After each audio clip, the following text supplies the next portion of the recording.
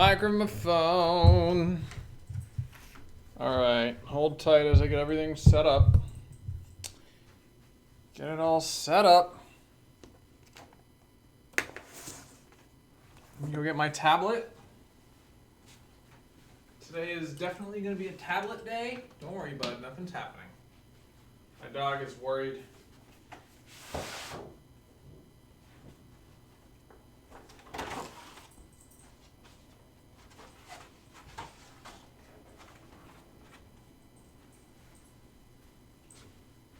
Here's the tablet.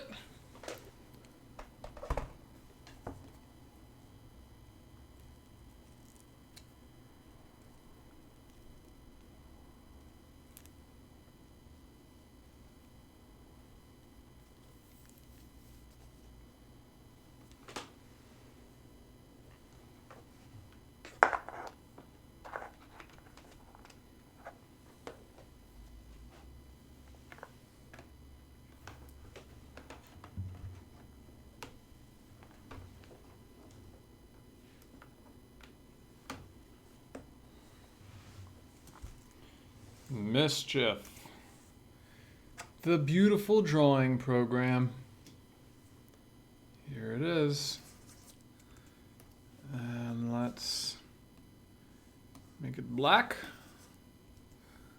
All right. We are ready to start at 6 o'clock. Pretty much on the dot.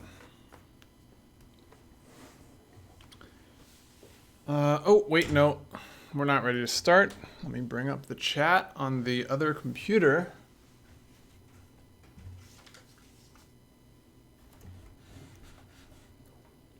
Word of the day is bailiwick. Bailiwick. It's a great word. It's another word for jurisdiction, usually of a bailiff. This word of the day brought to you by a book I'm reading. It's a pretty good book, actually. It's Patrick Rothfuss, Name of the Wind. I like the book. Okay, here we go. I got chat up now. Stop rambling. Let's post to Twitter. Wait, not Twitter. Well, post to Twitter about Twitch. So we already have some people here. That's good. Streaming now. Introduction to geometric algebra. Prettier cousin of linear algebra. Come with questions. Questions. Good.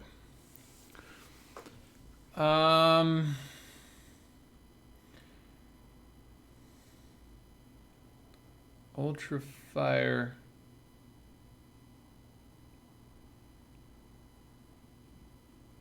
Lithium ion ultrafire? I don't get it. Okay. So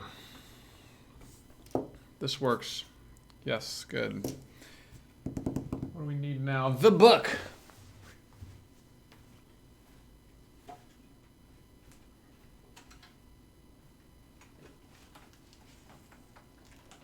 Today, being Valentine's Day, as I was walking home from work, I witnessed a bunch of people carrying home flowers, presumably for their Valentines. Not one, not two, but like 8 people. No, it was actually just 2 people I saw carrying flowers home. Okay, so this is the book. It is Dorst, Fontaine, and Mann, Geometric Algebra for Computer Science. It's not a bad book. It's not the most rigorous book you'll ever read, but, you know, we don't need to have a completely rigorous book. I'm out of desk space, so let me see if I can just shove this back. and put the book in front of it.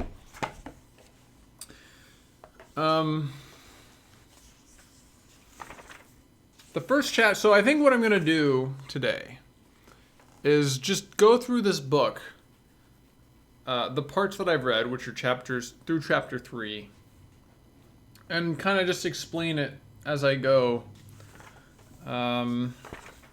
Skipping chapter 1 because it's basically a sales pitch for geometric algebra. And geometric algebra is cool. And it deserves, I'll give it like a short sales pitch. But then we're going to focus on chapters 2 and 3. Kind of with the purpose of, for one, shoring up my understanding of it well enough to explain it, because I plan to do another series of videos eventually covering the topic. And for 2, I'm going to try and find like concrete examples of where you can use linear algebra. I'm sorry, geometric algebra. I might do that a lot in game development. So basically, find motivating examples for my videos. I say videos, but they're actually gonna be like interactive website sorts of things. But I'm just gonna say videos because that's simpler. So that's the idea. Hopefully you have seen my previous videos online and are familiar with linear algebra. Actually, hopefully you're just familiar with linear algebra regardless of whether you've seen my videos. Because geometric algebra builds a great deal on linear algebra. But just in case, so that we can cover the broad range of people watching these videos, I'm going to try and explain the basics. But if you don't if something doesn't make sense to you, you can always just go to, if you're watching this on Twitch, scroll down. My channel description has a link to, some things I've done, math for game developers. If you're watching it on YouTube, then scroll up and click my channel and just look at all the videos there and just start at the top and go down. All the linear algebra things you need to know are going to be there. Again, in this channel, it's math and programming. Today's going to be more math than programming. Actually, I don't think we'll do any programming today. We did a lot of programming last few streams. We don't need to do any programming. But in this channel, I love questions. I'll answer any question you ask me. Prefer if you keep it on topic, but if it's interesting and it's off topic, I'll answer it anyway. So let's see. Let's get started here. Although I'm cutting it off at 8 o'clock on the dot. Because it's Valentine's Day. I want to spend time with my Valentine. So I'm going to do that. All right. If you want to follow along, you can find a copy of the book on the internet, but it won't be necessary, really. I'm going to explain everything as I go here. So, let's begin. I'm just going to work my way through the book, and it starts with vector spaces, oriented line elements. Let's do this. Let's not start with vector spaces. Let's start with just definition of a vector. Actually, this is the problem. In linear algebra, they don't ever actually, do they? Do they define a vector? I think they define a vector space, but they never actually define a vector because, well, maybe it depends on what book you're reading. Any sufficiently advanced book doesn't actually define what a vector is.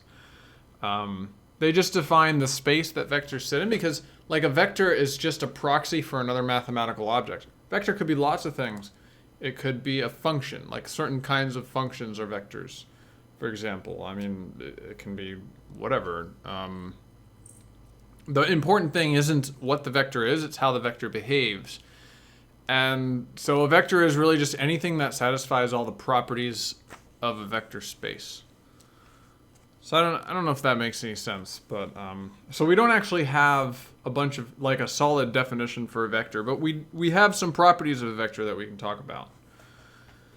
So when I say I'm defining a vector, I really mean like, I'm not actually like, mathematically I'm not defining it, I'm just describing its, I'm giving a description isomorphic to a definition. I don't know if any of that makes sense. Well, okay. Anyway, so we have a vector. Let's say we have a vector space, Rn. That means an n-dimensional vector space. So example, 1, 2, 3 is a vector in R3, okay? R3 is like the space we're in, 3 dimensions, x, y, z. So here's the x, here's the y, here's the z. Going all the way back to the beginning, right? Like, that's a vector. With Rn, you might have, 5, 2, 8, etc., and then there are going to be n total of these. N total components in the vector, that's a vector in Rn. So far, so good. That's a vector. What things can you do with a vector? Well, if you have two vectors, x and y, and you add them together, it's still a vector. This is like basic.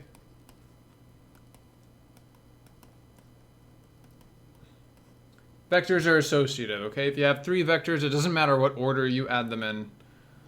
I'm not going to go through this whole list of this. These are boring. I'm not going to talk about metric. Let's just jump straight into the geometric algebra here. Let's talk about wedge product. I don't want to spend time with like the review stuff any more than I have to. Okay, so watch this. Watch this. Hold my beer. A point is not a point. Like, no, that's not even. A scalar number, okay? Let's take some number x which is a real number. That's what this means. X is a real number, okay? It has one dimension. It can grow only in one way. So it can get larger in magnitude or smaller in magnitude. Okay. Now let's take x arrow, which means it's a vector, in Rn. So that can grow in any number of different directions. Okay? So this is like, if we think of this as a pattern, this is where we're going. We're going to try and continue this pattern. X can grow in one dimension. X arrow can grow in n dimensions. So that's what geometric algebra is doing. It's like continuing that pattern. Okay? So that's one way to think about it.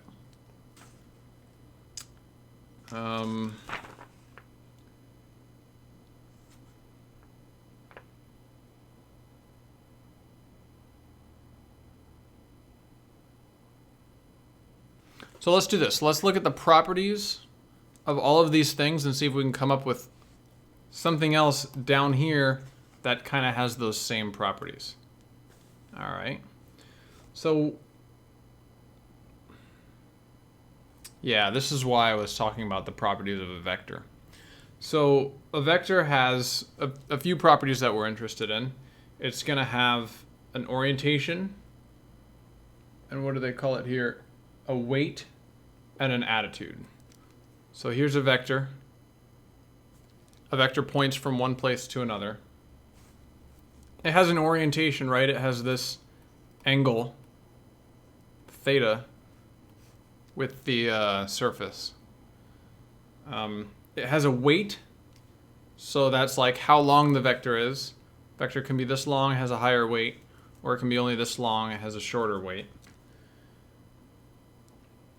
And it has an attitude. It can be pointing either this way or the opposite way. So you get so maybe let's think about it like this. This scalar right here, it has an attitude. It can be either positive or negative. It only has an orientation trivially because it's in this one-dimensional space. But it does have an orientation. And it has a weight, which is the value, which is like the absolute value of the vector, right? Of the number. Like the absolute value of the number is its weight. And vectors have a weight too. So let's see if we can find another property, another object that has these same properties. Okay, and we're gonna think of the scalar as being like a little dot, and the vector as being it exists. You can kind of think of it as existing on this line. All right. So the next thing down here is going to be called a bivector. All right. And a bivector exists on a plane.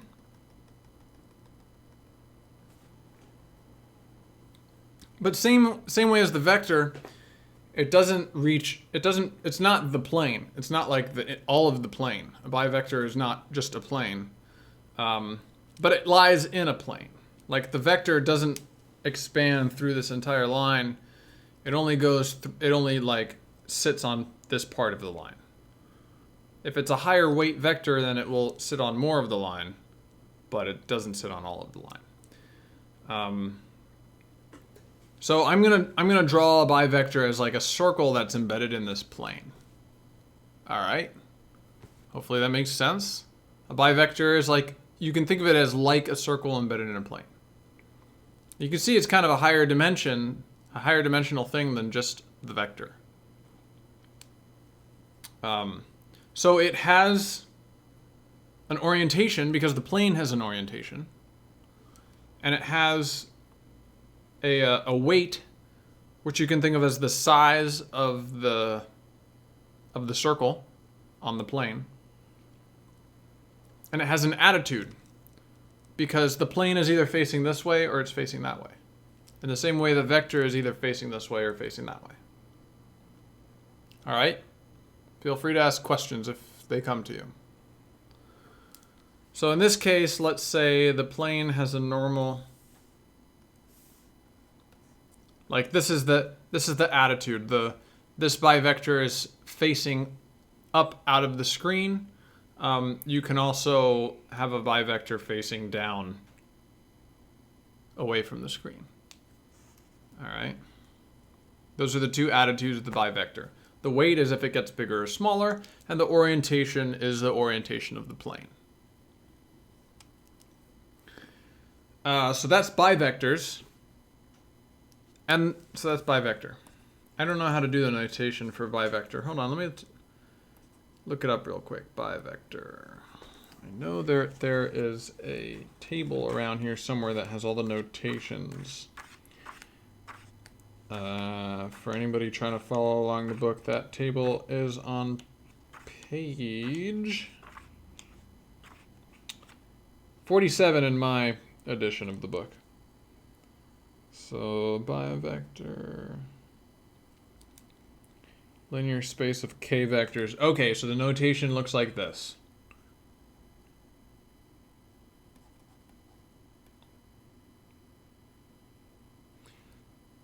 All right.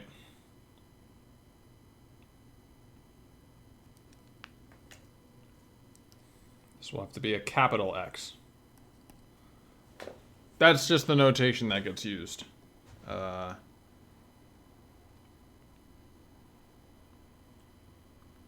That's just the notation in this book here. So don't read too much into that if it confuses you. But following along that same pattern, you could write this like that. I'm pretty sure. I think what that's saying is that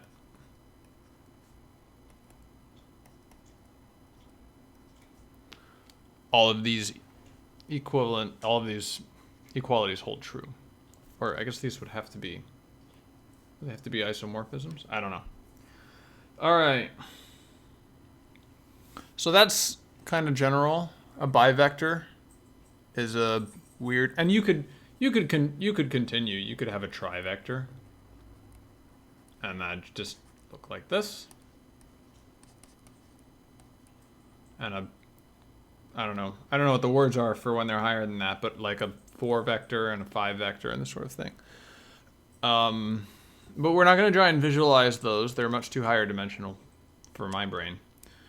The trivector you can think of as a volume, and it also has a weight and an orientation and an attitude. But it is special in 3D, and we might get to that later. It's also called a pseudoscalar. Okay, so how can we create a bivector? Let's try and build a bivector using the tools that we have, vectors, plus a new operator. Okay, so let's say I have a vector x and a vector y, and I want to make a bivector capital X. So the new operator that we're going to use to make bivectors out of vectors is the wedge operator. Okay? So I'm going to draw x, here's x. I'm going to draw y, here's y. The bivector x wedge y is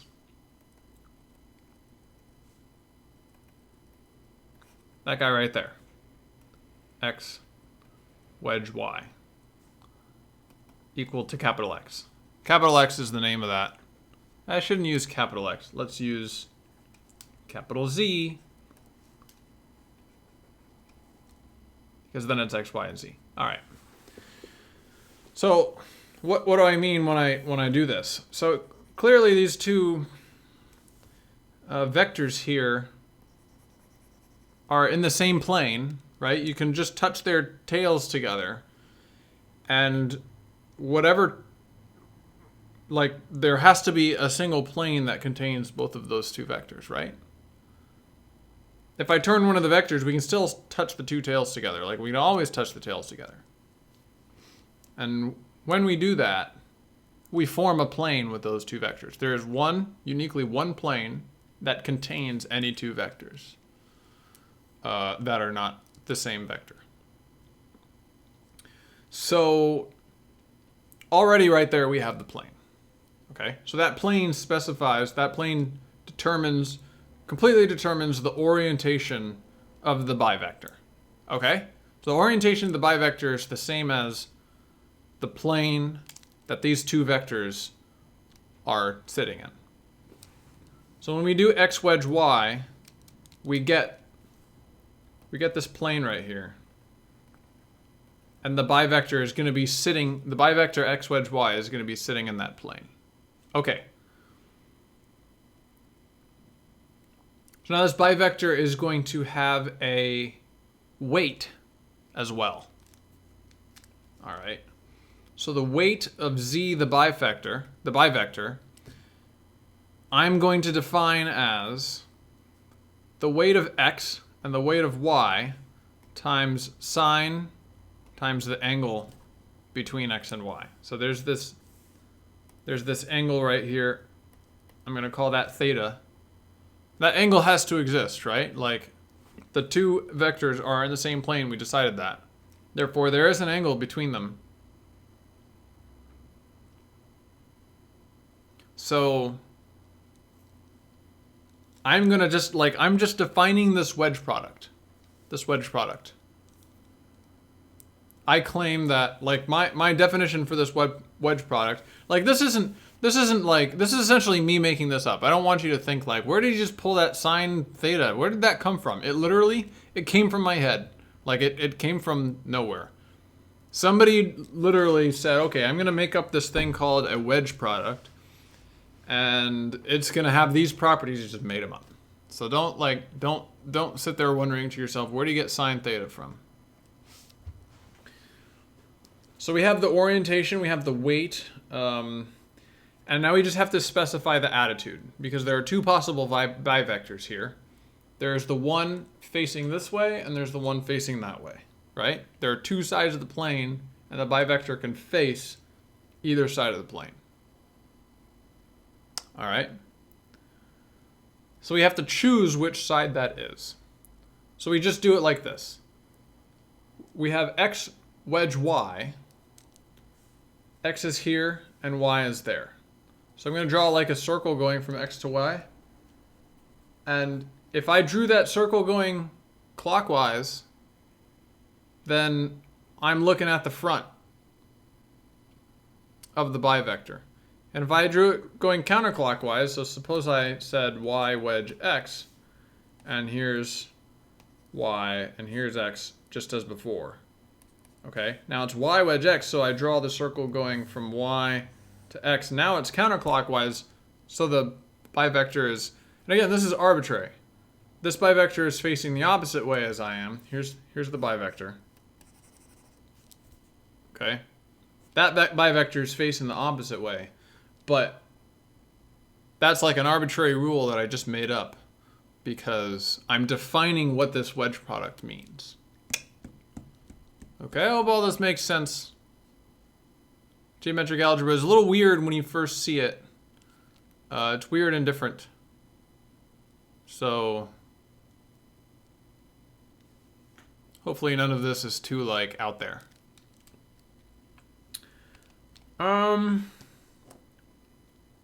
So with this definition of a wedge product, we can construct a bivector out of any two vectors. Now the question is like, okay, so you arbitrarily chose these rules, but why did you choose this guy right here? And there's actually a pretty deep answer behind that. So I'll just talk about it briefly.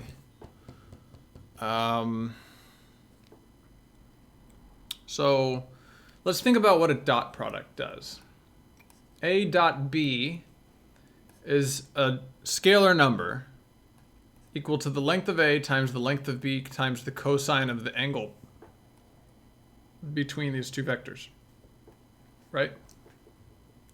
If you've seen my videos, you know this, or if you've taken a class in linear algebra, you know this, I think.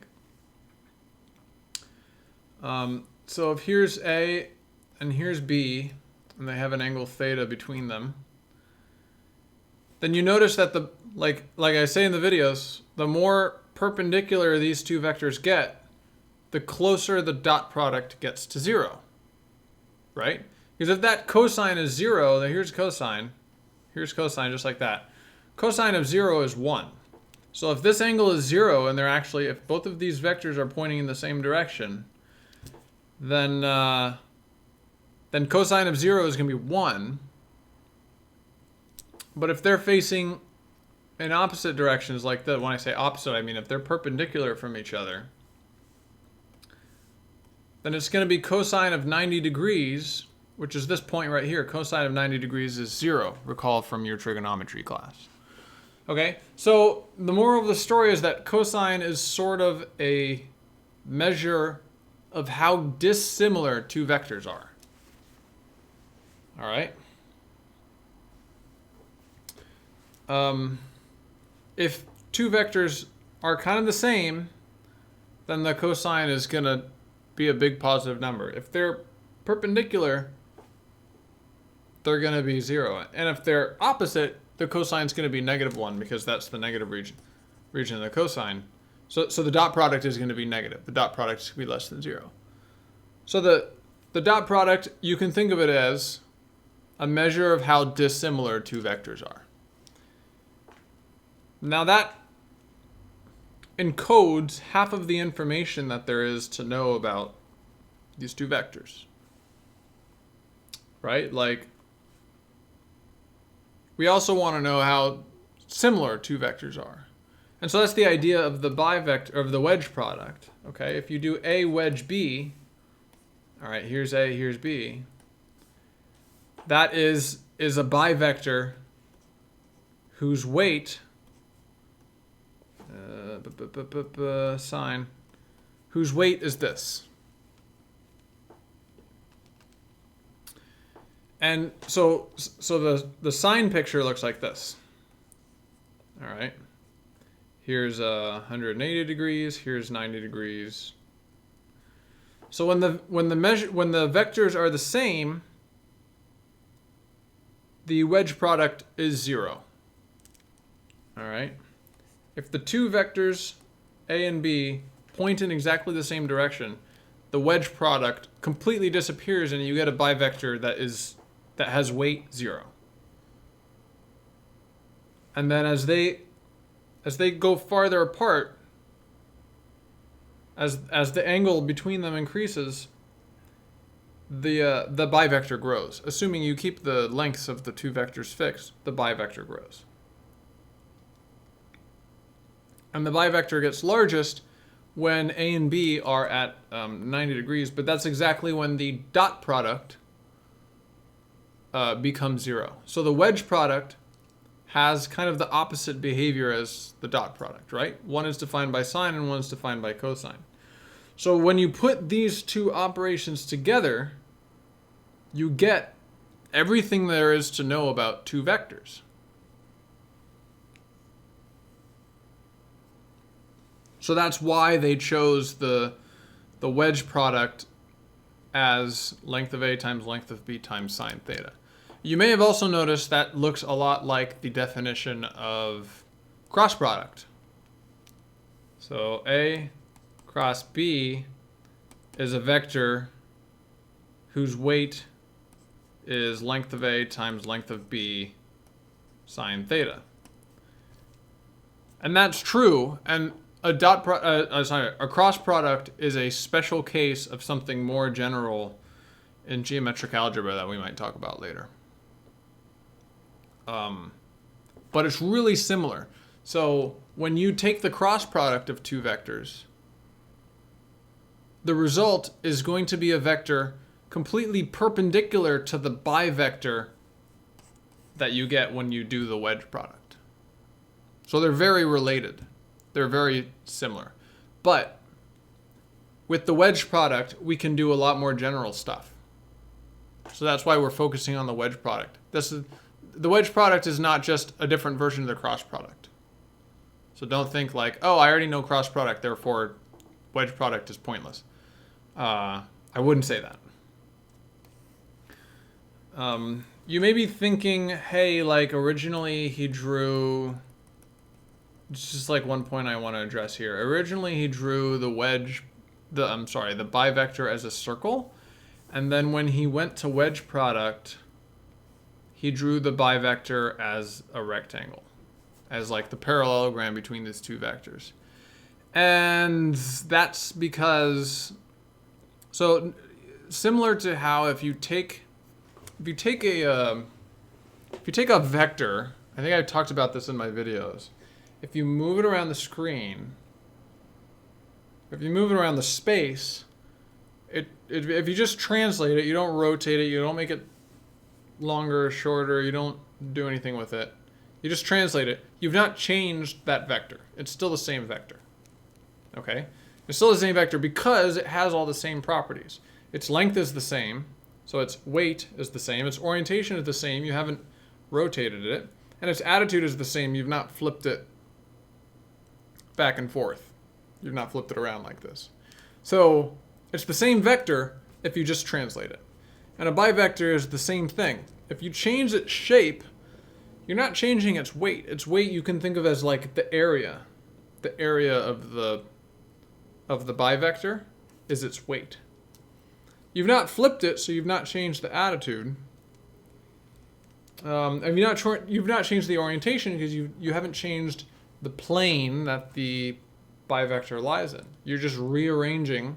You're just like changing the shape of the bivector. That doesn't change any of its properties. So, so these two could be the same. These two could be the same bivectors if they have the same area. So just wanted to address that. All right.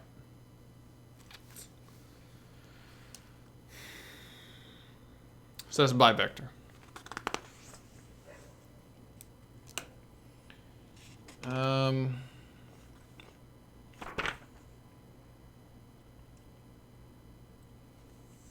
And likewise, that is the outer product.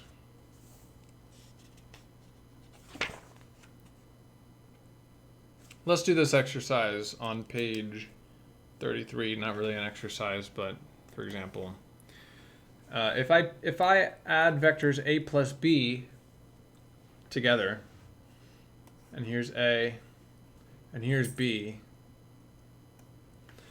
then I can get this vector c that's like connecting the triangle between vectors A and B.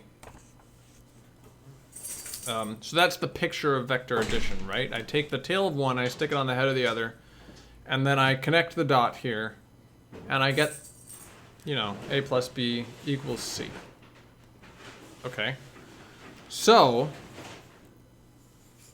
it turns out I can do this with bivectors as well, because you can like rearrange them like that.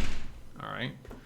So let's say I have this bivector and that bivector. Okay. Two circles. What I'm going to do is I'm going to change them to like, and they're both sitting here in the same plane, mind you. I'm going to change them to be boxes, which as I just mentioned, I can do. I can change them to be boxes because that doesn't change any of the properties of the bivector. And then I can slide these two boxes into each other like this. Okay. And now I have a new bivector, which is this entire space right here. Right? That's a bivector, right? Because these two bivectors, I'll call them capital A, capital B, capital A, capital B. And then when I slid them together, they created a new, they were in the same plane in the first place. When I slid them together, they're still in the same plane. The weight of C is just like the weight of A and B added together. And the attitude of C is the same as the attitude of the first two bivectors. So it's possible to add two bivectors a lot of the time, but not all the time. Not all the time. I think all the time in 2 and 3 dimensions, but when you get up to 4-dimensional space, it's possible to have two planes that only intersect each other at the origin. I think. I don't know. I can't visualize 4-dimensional space very well, but I think that's true. Yeah, it's like how in 3D space you can have two lines that only intersect each other going through, that never intersect each other, in fact, now that I think about it. So in 3D space you can't have two planes that never intersect each other unless they're parallel. But in 4D space I think it's true that you can have two planes that never intersect each other even though they're not parallel. I'm pretty sure that's true. So in that case, like, you wouldn't be able to add bivectors in those two planes because you got to slide them so that they're touching each other, but they never touch each other. So that's crazy and difficult to think about. Okay, so the outer product has some properties that are boring, and I'm going to skip. It's very possible that I get any of this wrong since I am not... I've only started into this book, obviously, so I'm not like super expert on these sorts of things. So if you know a little bit of linear or geometric algebra out there and you hear me say something wrong, please let me know. Lord knows the number of times I got something wrong in my math videos, in my YouTube videos. It was a lot. It was like every other video. It's kind of embarrassing, actually. But I did a bunch of that stuff before I had even taken any classes in linear algebra, so it's like the blind leading the blind. All right.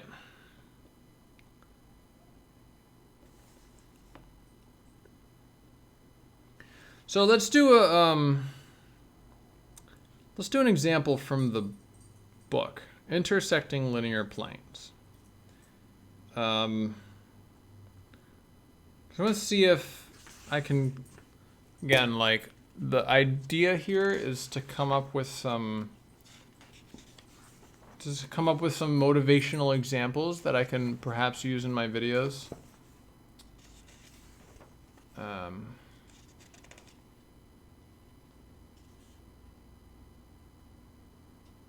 And this example right here on page 41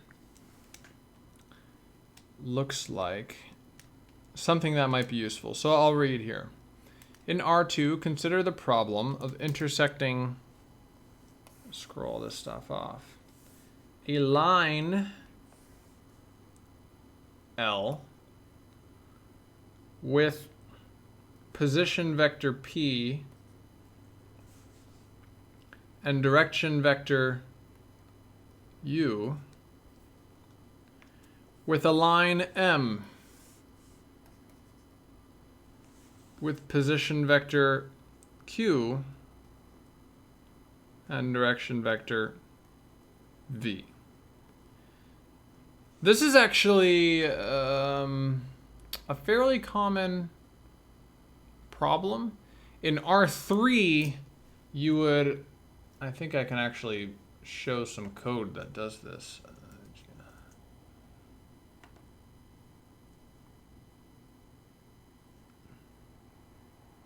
Can I? Maybe not. God, I could have sworn I did this recently and added it to my math library, but I guess not. No. Okay. In 3 dimensions, in R3, you would have to do this, calculate not their intersection, because 2 lines in R3 almost never actually intersect. They always just like slightly miss each other at the very least. But you would calculate their nearest point. Okay, so like right here or something is the nearest point that these 2 lines are to each other. So you'd say, okay, here's the nearest point, and here's the line that connects them. I could have sworn I've done this recently, but I didn't see it in my math library. But let's just look at the problem in 2D. Let's say that they absolutely do intersect at this point. Okay. And in this picture, we have the origin right here. And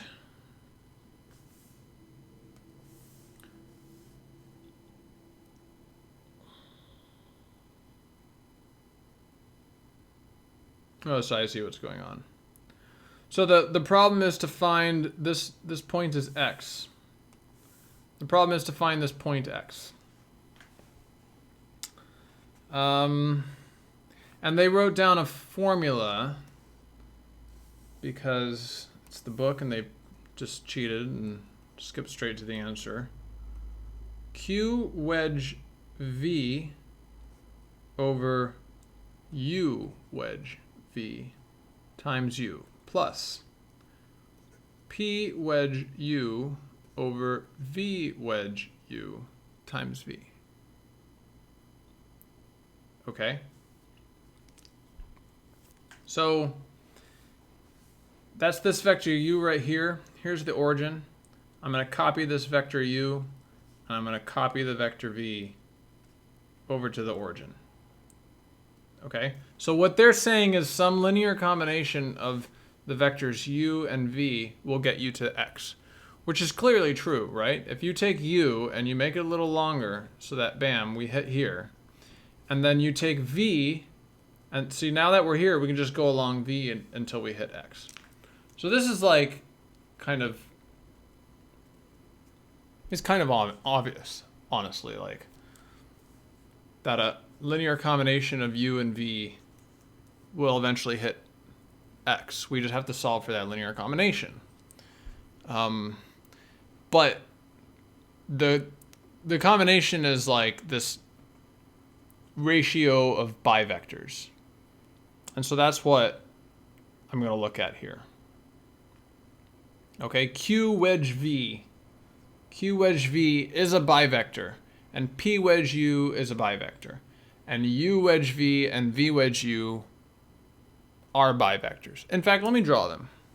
Let me draw those bivectors. So here's P, oops, it's gonna be hard to draw, bam. P wedge U, it's a bivector right there.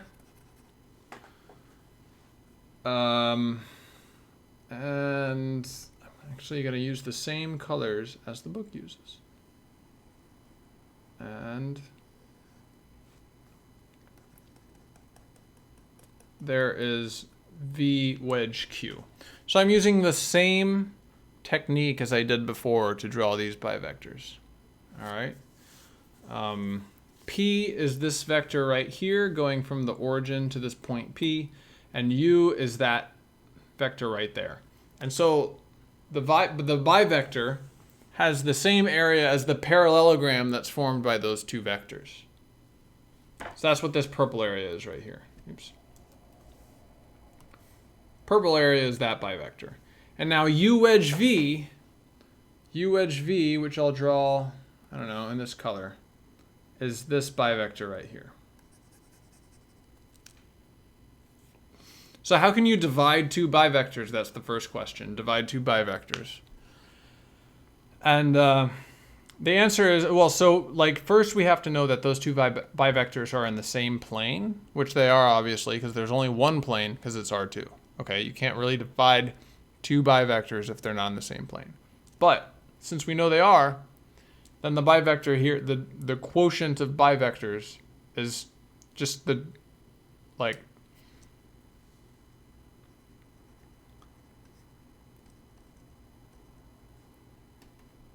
let's just say that it will be their weights, quotient of their weights. All right. Hopefully that makes sense. So this big bivector has a larger weight, and this smaller pink bivector has a smaller weight. And we're just going to take the ratio of their rates, and that will be the answer that we want. So let's see.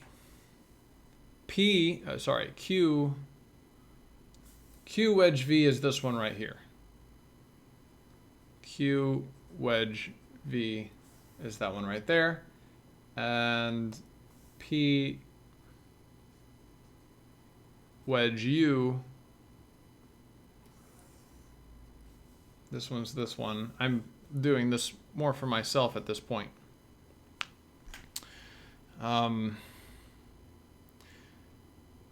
But to me, actually, this helps a lot because, like, if I want to trace this path along U until I get to the line M, how much farther do I have to go? Well, that's going to be the same as, like, this distance, this entire distance divided by just the distance to the end of U. This makes a lot of sense to me now, but like maybe not the way that I've drawn it. The way that I've drawn it seems like it won't make that much sense because it's not very precise. Let's see if I can draw it again and try and match the book's picture better because they drew it very precisely. Okay. Here's the bivector U wedge V. Precisely this time,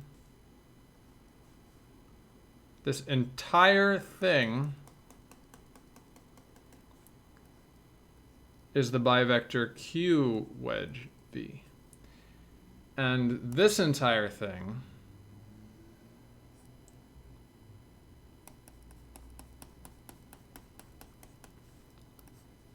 is the bivector P wedge U. All right. So, like, we got to get up here to X. We're starting down here at the origin. Here's U, and here's V. We're going to go along U, but we have to go this far. So we're just going to take the area of the green, divide it by the area of the pink. And that will get us like a scalar quantity that if we multiply it by U, will extend U all the way out here to the end of the green.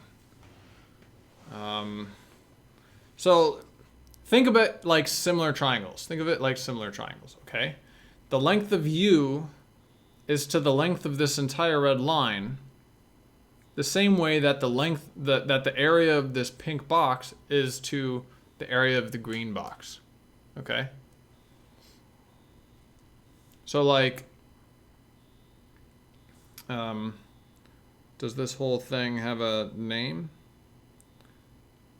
This whole thing is like U prime. All right. Length of U prime is to the length of U as the length of Q wedge V, the weight of Q wedge V is to the weight of U wedge V.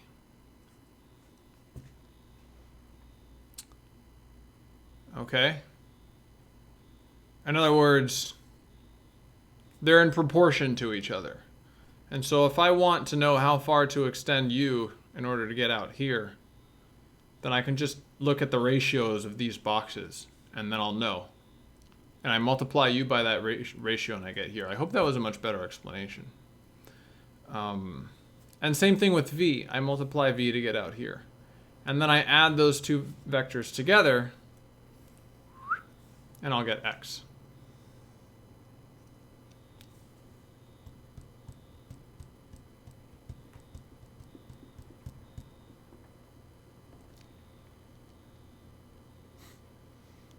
Not a lot of questions. Turns out math is not that popular, but that's okay. So that's pretty cool, actually.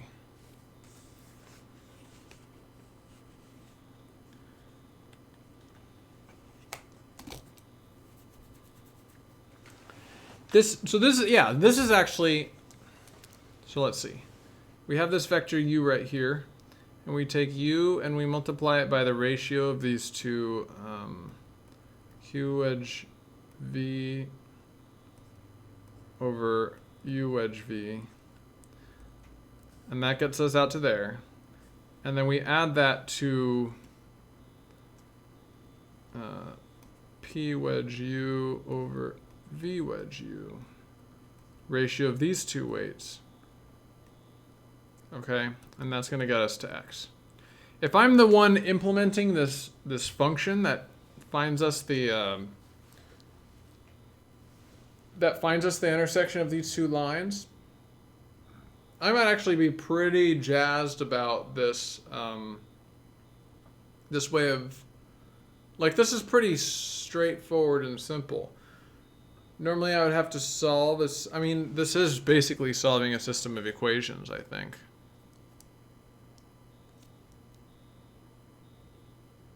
How is this not solving a system of equations? It is.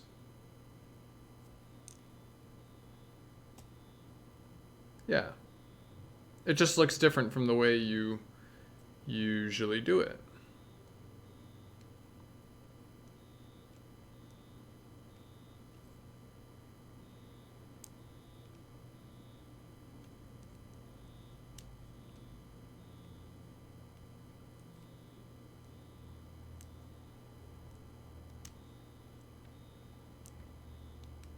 Yeah.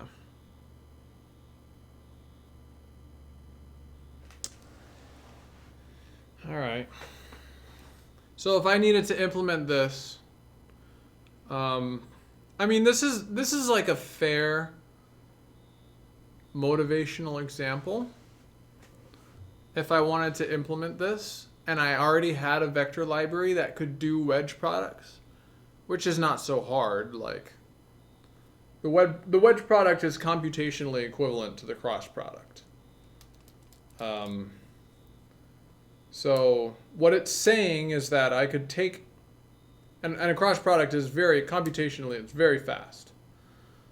to take a cross product. So computationally, I can take 4 cross products and 4 lengths and 2 divisions, and then bam, I've got my intersection. I mean, it's pretty straightforward, but first I need to have a library that does wedge products, wedge products and understands what a bivector is and how to take its weight. The weight of a bivector is just like... So actually, let's talk about that. Let's talk about that a little bit, because that's interesting.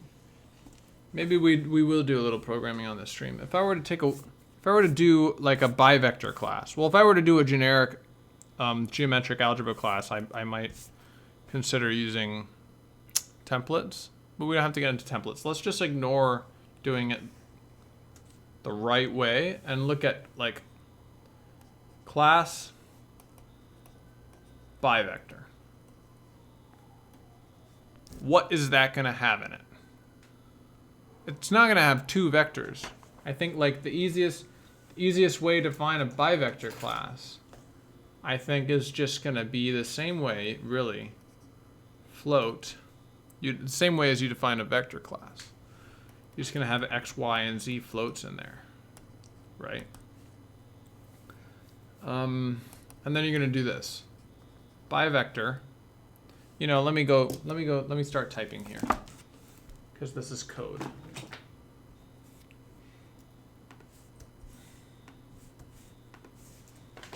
Okay. So I want to make a class bivector. I already have a class vector. How do you define a vector? X, Y, Z components. So we want to define a class bivector, and I claim that the best way to do this, I mean, really, if you do a geometric algebra library, you should use templates here, but that's so complicated, I'm not even... Actually, you might even be able to make an argument for not using templates, just because templates will be... You'll have to do a lot of template metaprogramming, and depending on your flavor of how much you like templates, you might not want to like go down that route. So assuming we're not going down the template programming route, this is a pretty straightforward way to do it. But then at some point you're going to have an operator, wedge, that takes 2, I'm not going to bother with like const ref or anything like that, 2 vectors and returns a bivector. All right? Just like that. So what is this operation? How do I return this bivector?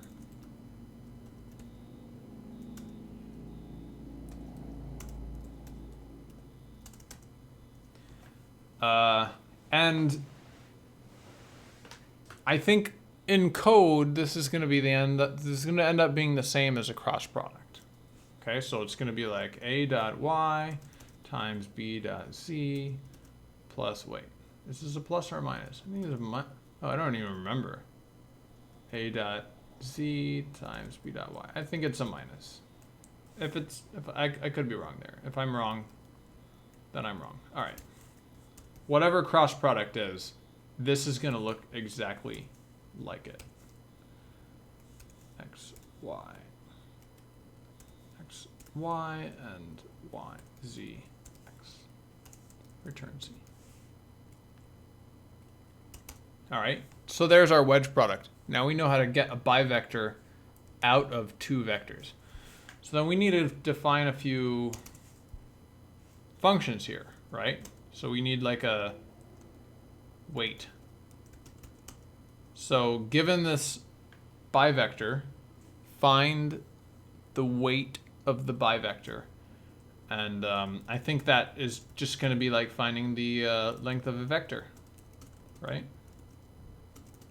Now note that in higher dimensions, this is not the case. This might not be the case right here. You might need more information. But because we really have a relatively small number of dimensions, 3 is not really that many dimensions, a lot of geometric algebra gets kind of compressed onto itself. Vectors are isomorphic to bivectors, which is a really nice property. You can represent them the same. But they serve different purposes. And, like, they... What's a good way of explaining this? Like, they're different mental tools, right? Your brain is going to think along the lines of what tools you have. And so having a bivector is a good way to think of how to do things differently. So let's see. I'm implementing this function. Vector, line intersection. So then it's going to take 3 vectors. I'm sorry, 4 vectors. What were they? Oops. What were they called? They were called P, U, Q, and V. P, vector U, vector Q, and vector V. So just to review, P and Q are the points that define line L and M, and U and V are the directions that define lines L and M. So these two are the position and direction of line L, and these are the position and direction of line M, and we're going to find the intersection of lines L and M. So first we're gonna create some bivectors by doing this wedge product. All right, now let's do another wedge product. And so let's see, P wedge U and Q wedge V. Now we just need bivector C is U wedge V. Yeah, so those are the ones we need. So if we can, actually I think we can just write it. I think we just return the answer right now. So U times B dot weight over C dot weight plus V times A dot weight over C dot weight. Something like that. One of these is negative, I think. But one of these might be negative because see, this is U wedge V and this is V wedge U. So that means, remember, the attitude flips when you flip the wedge product. If you take U wedge V, then you have the opposite attitude as if you take V wedge U. So that means that the weight is going to be the opposite weight as, you know, each one will have the U wedge V will have the opposite weight. Like one weight will be the negative of the other weight. Yes, you just joined in. Wedge product and cross product look really similar. Let's do a quick review of that.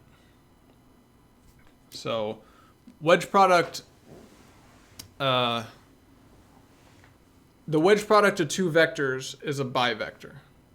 And a bivector is like a plane, and the normal to that plane will be the cross product. So they're really similar. They're really similar things. So the wedge product will have a weight that will kind of have the same length of the cross product vector, and they're defined really similarly. I wrote it up here.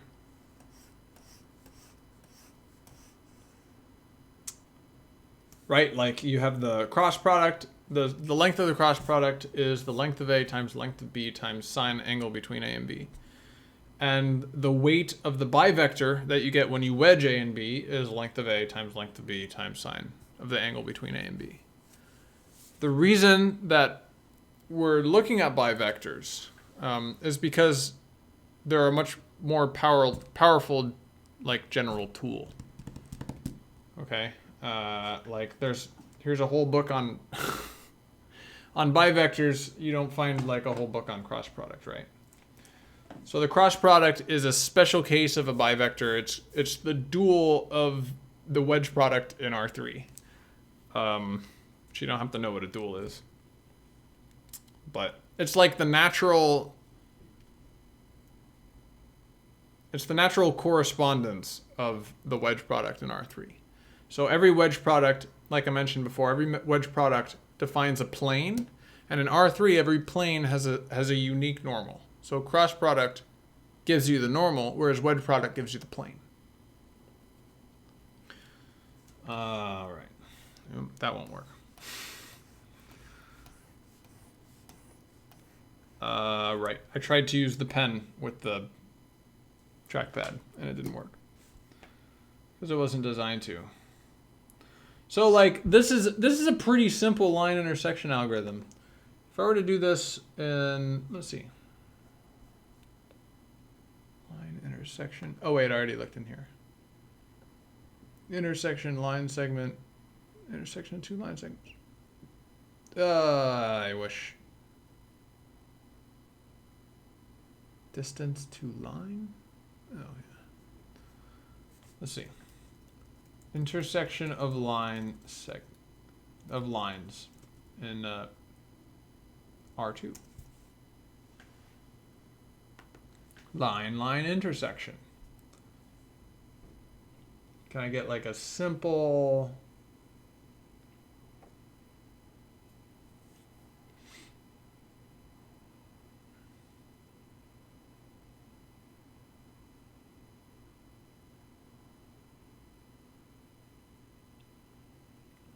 Yeah.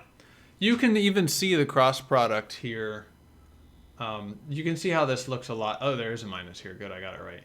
Oh, there's the cross product right there, of course.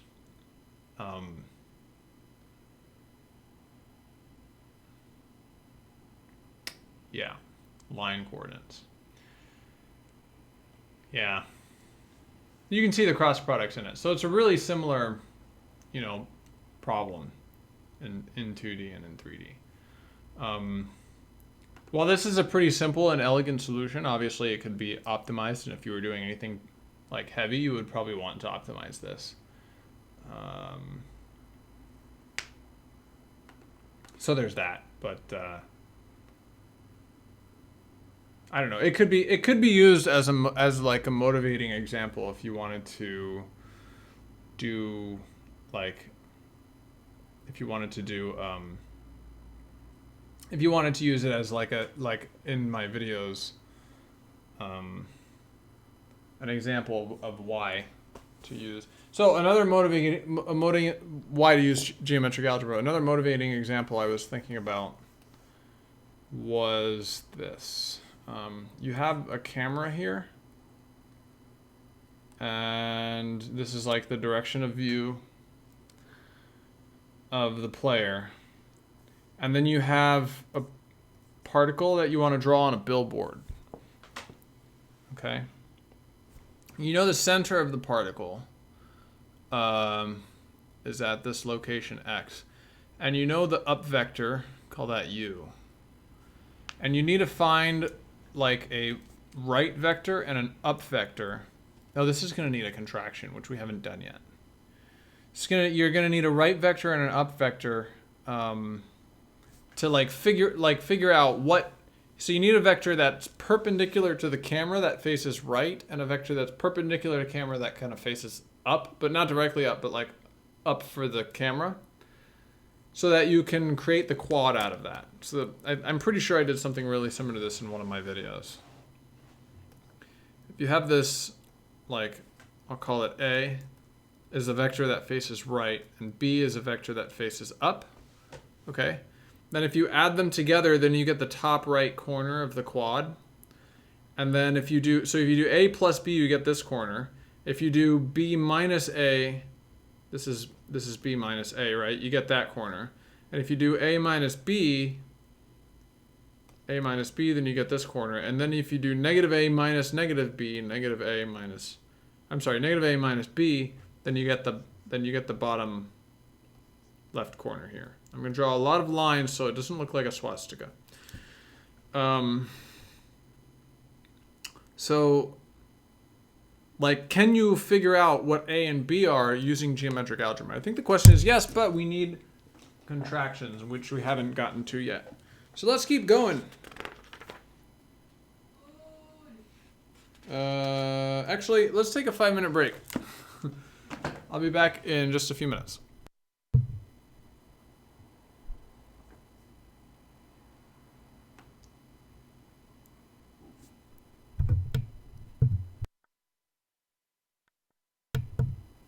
Is it muted? No. Mute it.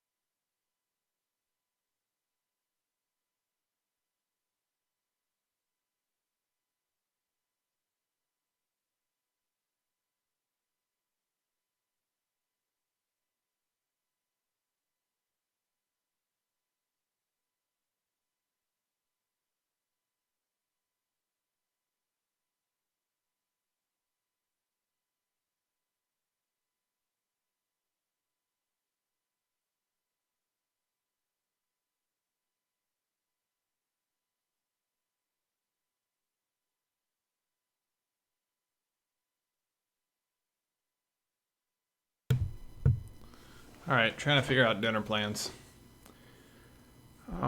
Yeah, how's everyone doing? Channel was slow last week, and now it's even slower this week. I shouldn't have done math, man. The channel will just be programming channel. No math. Maybe everyone is gone because all of this crazy politics stuff that happened. Everyone's eyes are just glued to the television for the political drama. Maybe that's what it is. It's insane. Or maybe they're watching PewDiePie. I don't even know. Okay, where were we? Yes. We're back. It's helping me a lot, though.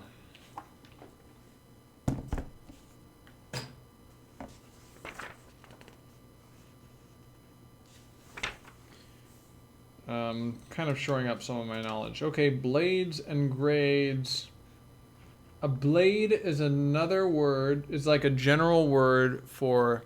We're celebrating. Yeah, that's true. I should be celebrating Valentine's Day. And I will.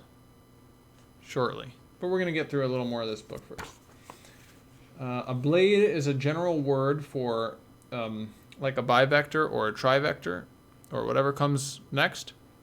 So a 2-blade is a bivector, and a 3-blade is a trivector, and so on.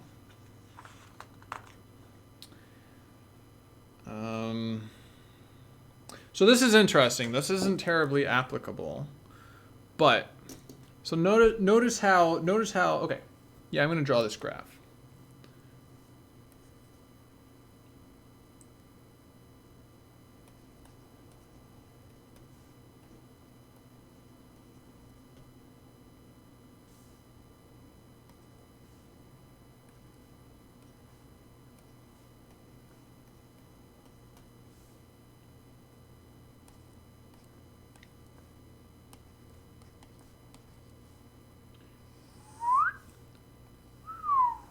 This graph is straight from the book, section 2.9.2, the ladder of subspaces. So the grade is just the K of the K blade. So a 2-blade or a bivector has grade 2.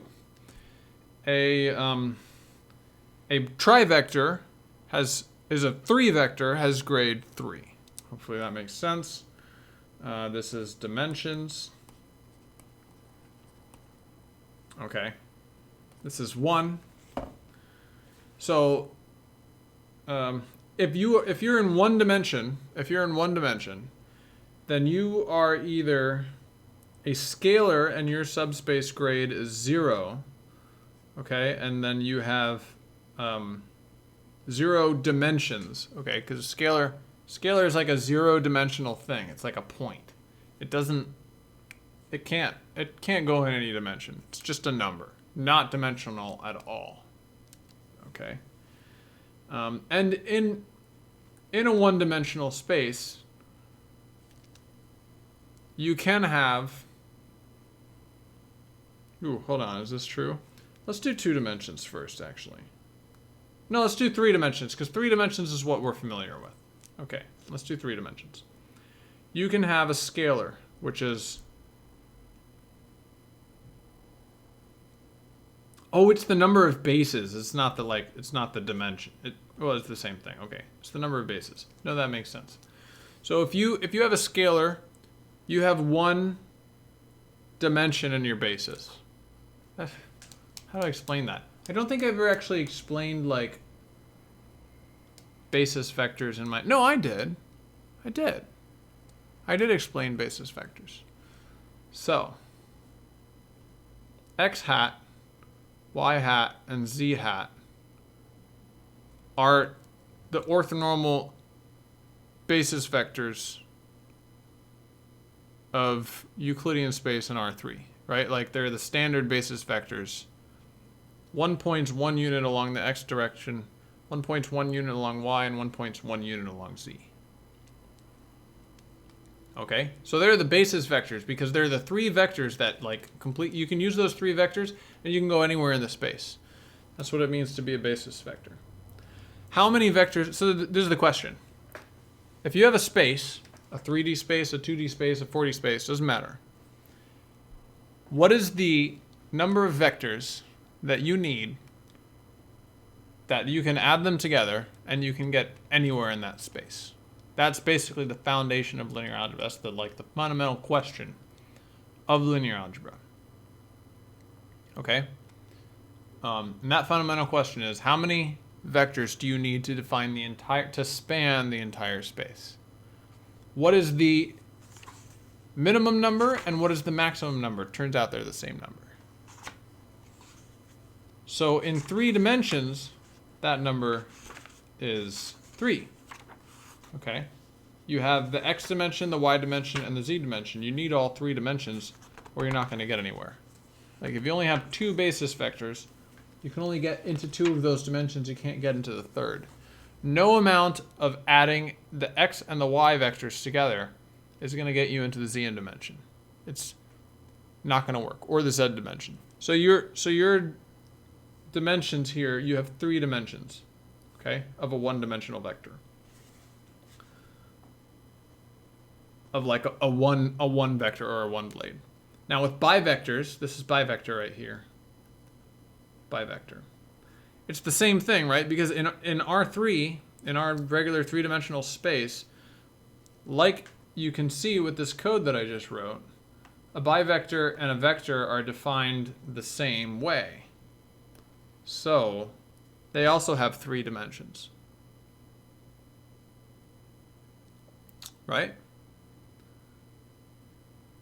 And here's the surprising fact. A trivector in R3 only has 1 basis vector. Like there's only one, there's only scalar multiples of a single trivector in R3.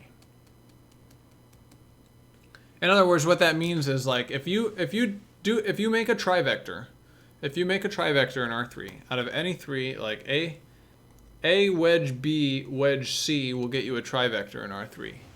All right. Assuming A, B, and C are not collinear, that none of those 2 vectors face in the same direction, that will get you a trivector that fills up all of space. But if you have like, I wish I had like a Rubik's Cube on my desk or something like that. If you have a part of space, you can like rotate it and scale it and change the shape and get any other part of space. Right? You see what I'm saying? Hold on. Rotate it isn't. You don't even have to rotate it. You can just keep the rotation. Okay. Like rotating it and changing its shape is basically the same operation. That's the important thing here. So if you have a volume in R3, you can just change its shape in order to rotate it. Maybe that's a good way of thinking of it. You can't do that with a vector in R2, right? Like if you have a vector like this in R2,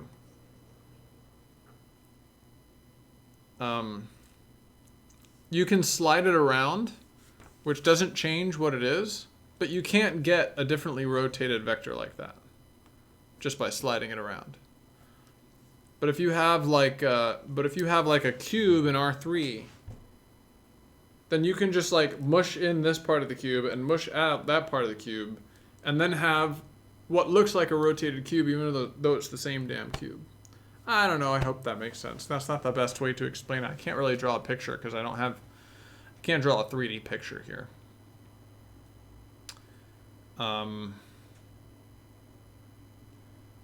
So let's see. I wonder if there's like a more geometric way of seeing the fact that there's only like, let's read from the book here. The blade of the highest possible dimension, that's the trivector in R3, is often called a pseudoscalar. It's called a pseudoscalar because both the scalar and the highest level blade both have 1 basis, 1 dimension. Okay? That's why it's called the pseudoscalar.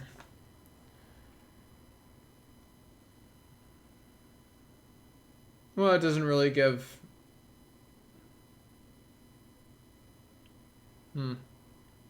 That's too bad. It doesn't really give a geometrical reason for that. Okay. Well, let's just continue. Okay, let's back up and let's look at 2 dimensions. 2 dimensions might be easier to think about, okay? So if you have a scalar number in 2 dimensions, it's a 1-dimensional quantity. It can either grow or shrink as a number, okay? If you have a vector in 2 dimensions, then it has basis like that, okay? You have the x dimension and the y dimension. That's it. That's all you got. All right? So that's 2-dimensional. So that's why I wrote a 2 here. Now, if we do A wedge B, and that is a bivector in R2, then actually, yeah. So maybe we can see the R3 instance by looking at the R2 instance of a bivector, okay? So I have I have A and I have B, and I wedged them together, and I got this bivector. Okay? So this green bivector is A wedge B. Now, in R2, I'm going to take two different vectors, the different color. Here's A, and here's B. All right. It's two different vectors, so it's C and D. C and D. Here is C wedge D. D. Okay. So they're two different parallelograms, but they both have the same like orientation because there's only one plane in R2. It's just the one plane. One plane is all you get in R2. So these two bivectors have to have the same orientation. They have to be facing the same way. There's only one plane to choose from in R2. So they have to be choosing the same way. So they have to be facing the same way. So it's possible to take this bivector, slide it on top of that bivector, because that doesn't change any of its properties. That makes it the same bivector. Okay? And reshape it and scale it up or down to get the other bivector. I hope that makes sense, right? Like I think it's pretty straightforward to see like why those two can be the same. Every two bivectors in R2 have to be scalar multiples of each other. They have to be identical except for the attitude, like which way they're facing, and the weight. So there's really only one dimension here. So the cool thing about this is that you fill it out and you get a Pascal's triangle. Pascal's triangle is super cool and pops up a lot.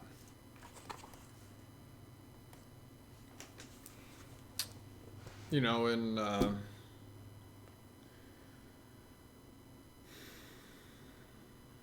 this is like a combinatorial problem, and it pops up a lot in combinatorics.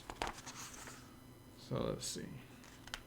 So that's just a cool, interesting thing. I'm gonna skip the rest of this chapter. Should I do problems? I'm not gonna do the exercises. I did these exercises. By the way I learned all this, I'm not sure that I mentioned this yet. If I did, forgive me.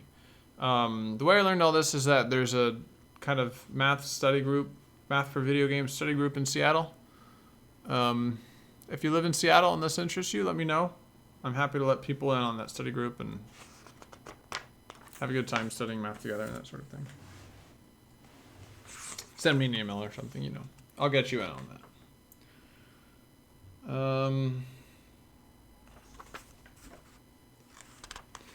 So let's see. Let's skip the rest of this and go to chapter 3. That right there is I feel like the basics of what chapter 2 is.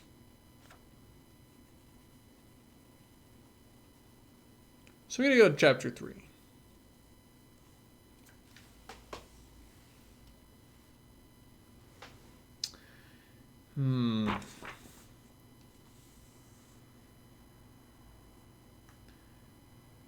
All right. So chapter 3 is about contractions. Let me see if I can explain the basic. So the wedge product, I guess, relates to the binomial theorem like the cross product does. I'm in Seattle, but I have precious little time. When do you guys meet? We only meet like once a month. This is the book, Geometric Algebra for Computer Science by Dorst, Fontaine, and Mann. We only meet about once a month. We tend to like read the book on our own, and then we meet together to kind of try the problems. And we're only on chapter 3, so if you want to give it a shot. So a contraction is at a high level. Oh, you asked a question. The wedge product relates to the binomial theorem like the cross product does. I'm not sure how you mean that the binomial theorem relates to the cross product. I'm not sure like I've heard that before. I mean, basically everything relates to the binomial theorem, to be honest with you. It's really, it kind of pops up everywhere. Wait, do we even know what the binomial theorem is?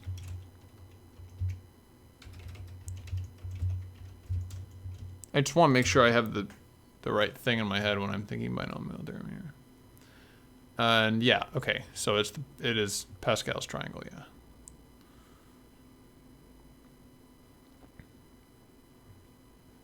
So binomial theorem, just to catch everybody up, is that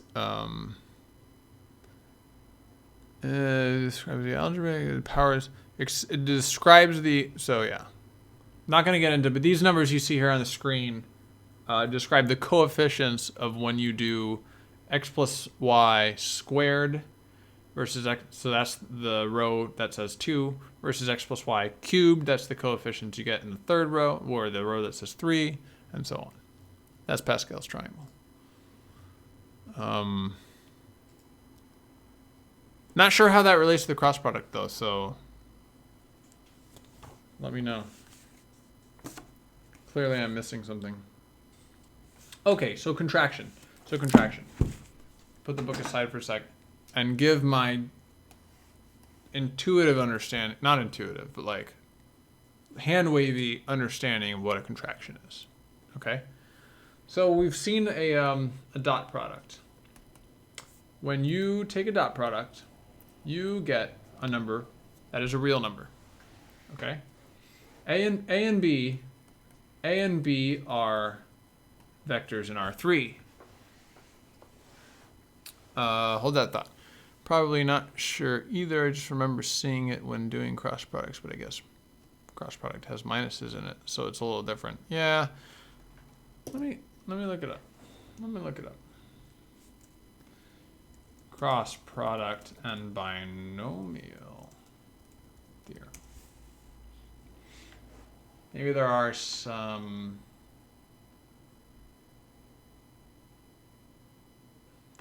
connections here. Oh no. Math wiki. That's what we want. No.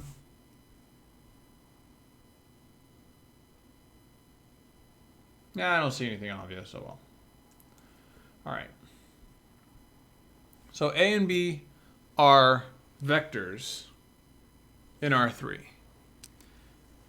When you say A dot B, you take the dot product of A and B, the result is a real number, not a vector. So you had like a 3 here, and now you got a 1. Okay? Okay.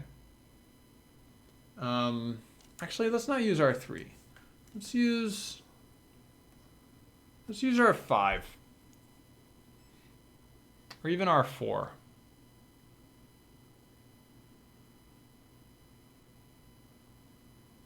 No. I'm thinking about this wrong. I'm thinking about this completely wrong.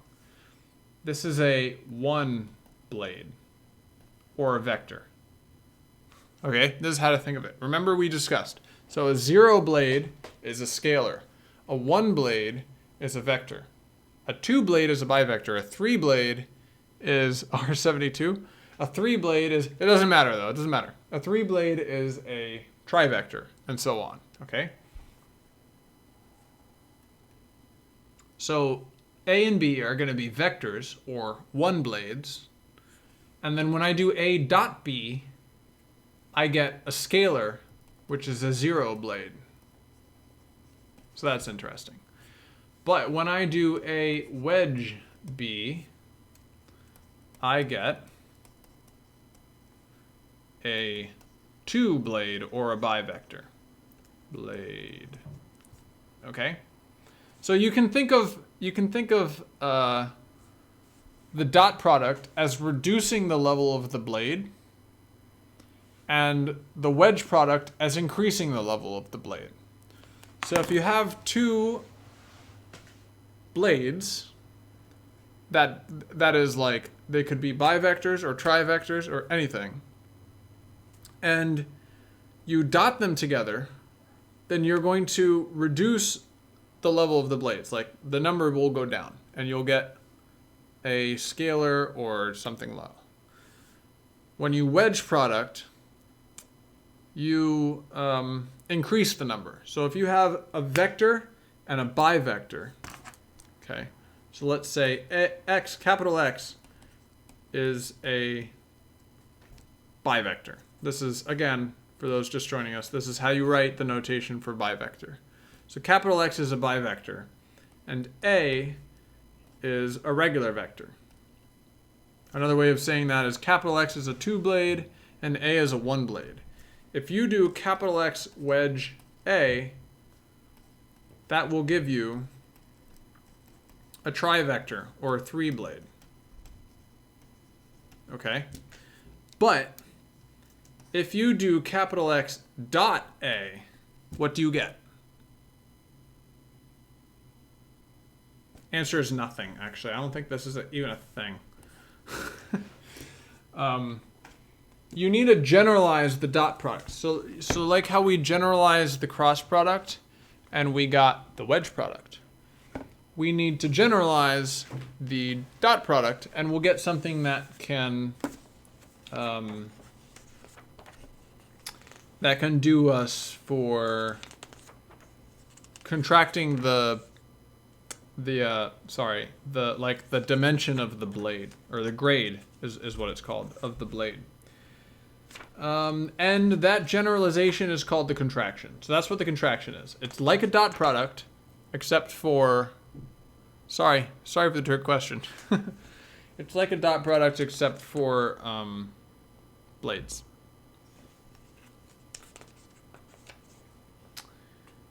So now the problem is that the definition of the contraction is really weird. It's very strange. I'm trying to find it. Here it is. All right. I'm just going to write this whole definition down because it still kind of gets me. So alpha is a real number. Capital B is going to be a blade. I'm just going to write blade here. And A and B are vectors. Okay. So the contraction has a recursive definition. So it's real funky. I'm just going to write down the definition and then we don't have to understand it, but I just want to see it.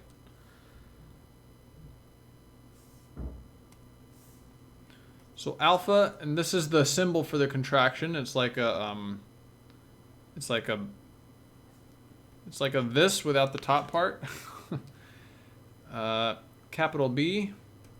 So if you A contracted by, so a scalar contracted by a blade is just the scalar times the blade.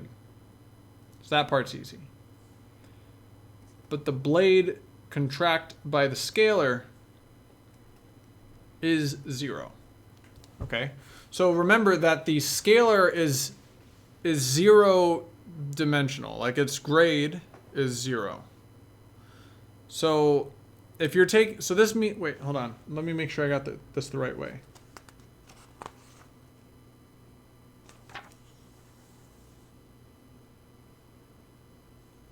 What is being contracted here? Is it the blade or this? Is it the thing on the left or is it the thing on the right? And I think the thing being contracted is the thing on the right. A taken out of B. Yes. Okay. So,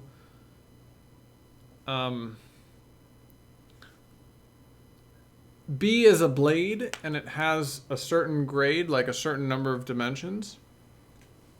And we'll call that K. Let me do this. Okay. It is a K blade in our N. Okay? We're in an n-dimensional space, but this is like a K blade. If K were 2, then it would be a bivector, a 2 blade. So in this case, we have k equals 2 object being contracted by a k equals 0 object. And in that case, we don't contract any because the scalar has a grade of 0. And you subtract 0 out from it, you still get 0. Hopefully that makes sense. You start with a blade of grade k, and you subtract out the grade of the scalar, you still have k, because the scalar's grade is 0. But the opposite is, like, if you start, like, you're contracting the thing on the right by the thing on the left. If you start with this guy right here, his grade is 0. The grade of alpha is 0. And you try and subtract out the grade of b, which is k, you just still have 0. You started with 0, a 0-dimensional thing. You end with a 0-dimensional thing. Nothing changed. So let's go to rule 3.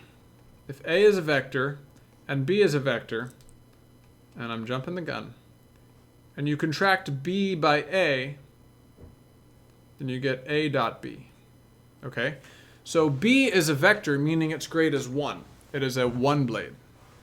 And you contract it by another vector whose grade is 1.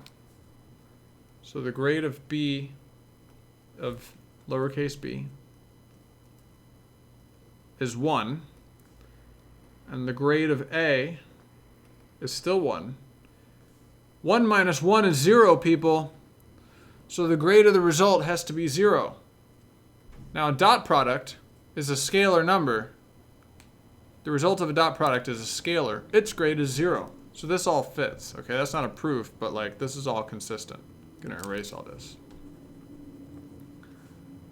So you can see how a contraction is like a generalization of a dot product. Because in the case that you contract two vectors, it reduces to a dot product. So that's cool.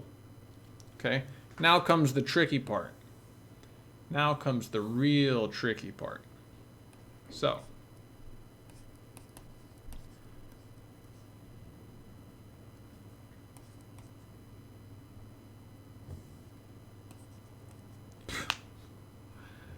all right.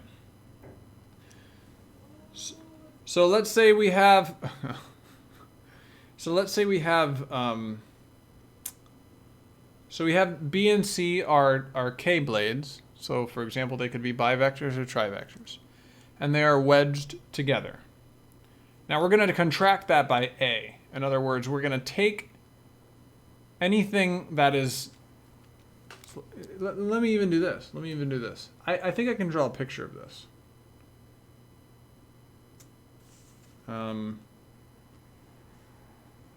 Yeah, I'm going to try and draw this picture right here. Okay.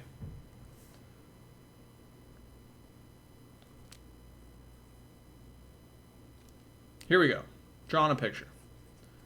Here's B and here's C.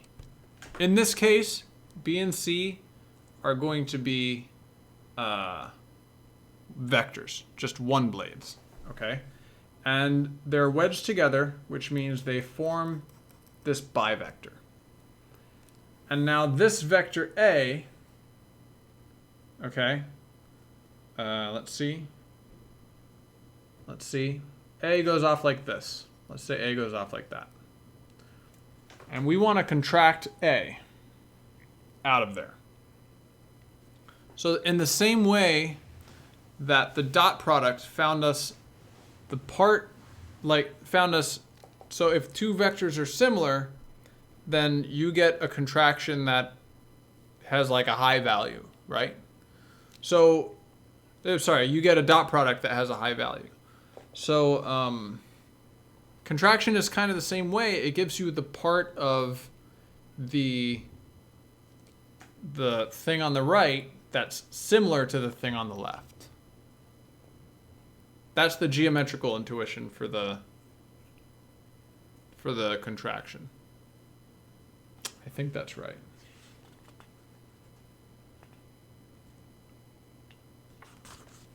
Geometrical interpretation. Okay, there's a part of the book. There's a part in the book here that says this. I want to just read it real quick and make sure that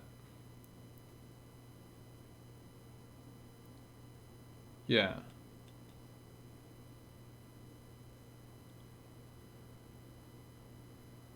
No, that's not quite right. This is really complicated, folks.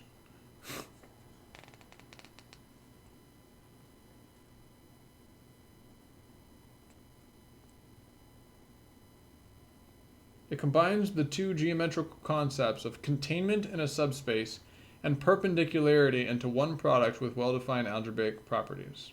Okay. Intuitively, you can think of X contract B as the blade of the largest subspace of B that is most unlike X. Okay. So this, when we contract B wedge C by A, we're going to get the blade of the largest subspace of this bivector that is most unlike A. Okay. So we're probably going to get, so we're definitely going to get a one vector. Okay. Because the grade of B wedge C is 2, and the grade of A is 1. And 2 minus 1, this is a contraction, and so it's like a grade reducing operation. 2 minus 1 is 1. So we're going to get a 1 vector. We're just going to get a vector as the result. And according to what I just read in this book, it's going to be whatever's most unlike A. So it's probably going to be a vector pointing off like perpendicular to A, something like that. But let me now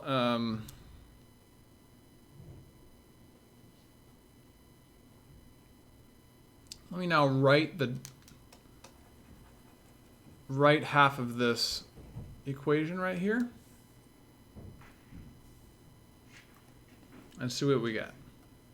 So this is a property of a contraction, wedge C, plus -1 to the grade of B. B wedge A contract C. All right.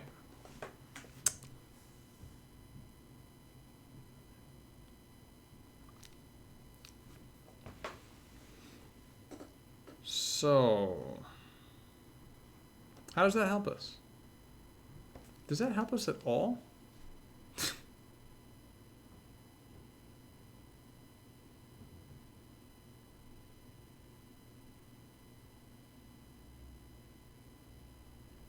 See, because I still don't know how to evaluate this guy right here.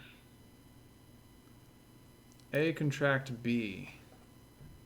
Oh wait, yes I do. B is a vector, so A contract B is the dot product of A and B. All right. So this is, but inside the subspace of, yes. So this person says, but inside the subspace of B wedge C, it is, so what he's referring to is the answer, which is this vector right here, is going to be the vector in the subspace. Not subspace isn't quite the word, but like, yeah, in the subspace that contains B wedge C, that is most unlike this vector A right here.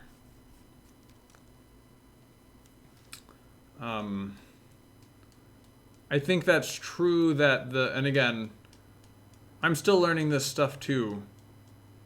I may have some of this wrong. Disclaimer. But my current understanding is that if you do a contraction, you have to have something that is in the space. Otherwise, you haven't. Otherwise, like, so that's how a contraction works. If you contract a blade A, then the answer has to be contained within A. I'm pretty sure.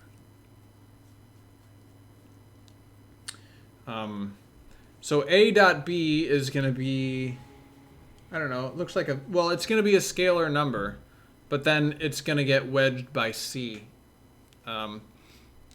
So that's an interesting thing to look at. If you have a scalar wedge a vector, what happens? Okay. This is going to be the same stuff that we just did. The grade of a scalar is 0. Wedge, the grade of a vector is 1. And wedge is kind of the opposite of a contraction in that it's a grade increasing product. Okay? So, whereas with the contraction, you do grade minus the other grade, with the wedge, you add the two grades together. Which makes sense when we were doing wedge product before with vectors. You would have vector, wedge, vector is bivector. Because the vector grade is 1, and 1 plus 1 is 2. The bivector grade is 2. Here, you have a scalar, so the grade is 0, plus a vector, so the grade is 1. When you add them together, you're going to get something that is going to be the grade of grade 1. So you're going to get another vector. So I think the answer here is actually just that. Okay. So this, in our case, this is going to be A dot B times this vector C. The grade of B, my handwriting is so bad. This is -1 raised to the grade of B. And the grade of B is B is a vector, so the grade is 1. So this is going to be a minus. Minus. And then we're going to have the same thing. So this is going to turn into A dot C times B. Okay. So B times A dot C. Yeah, this is just going to get some. It's a vector. Or whatever we're in here. It's a vector. So the answer is a vector. And so I wonder what happens. Here. We're going to take this vector. Okay. The vector is A dot B C minus A dot C B. And I'm going to take this vector. I'm going to take its dot product with A. So that will tell us whether it's orthogonal or not. Okay? I will get either 0, meaning they're orthogonal, or 1, or not 1, but like a positive or maybe even a negative number, meaning that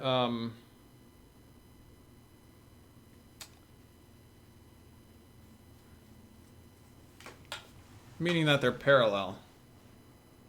I think if my guess is right, if my guess before was right, this should give me 0.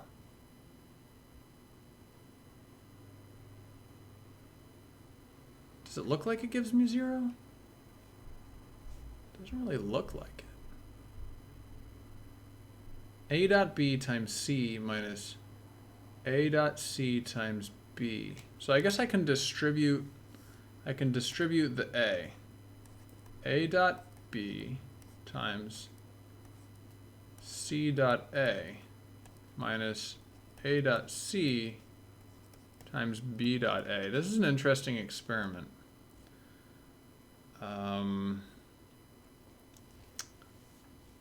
And now, yeah, this is obviously 0. Yo, we proved it! Putting a Helmus there. We proved it, yeah. So this is just like, just dot products are commutative. So A dot B is the same thing as B dot A. And C dot A is the same thing as A dot C. You multiply them together, they're the same thing. These two are equal to each other. It's 0. So this answer, A contract B wedge C, is the part of B wedge C that's perpendicular to A.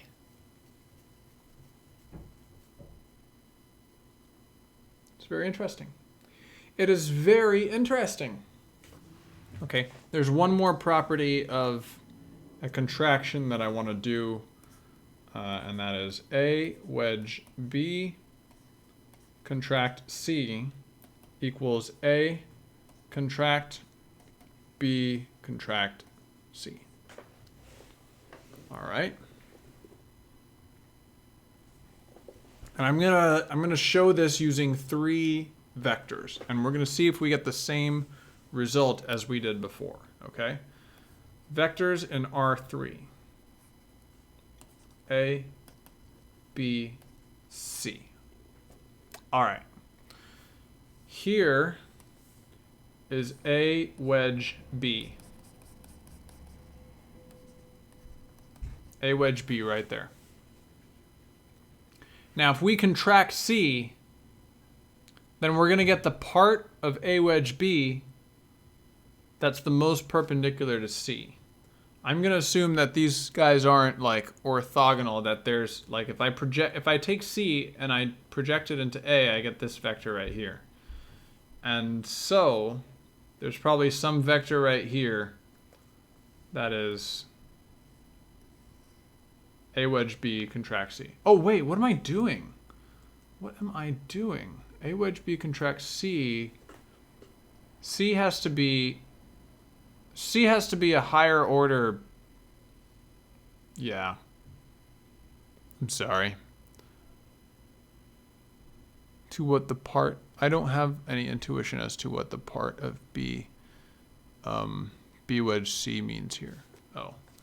So I think you're talking about the previous. Okay.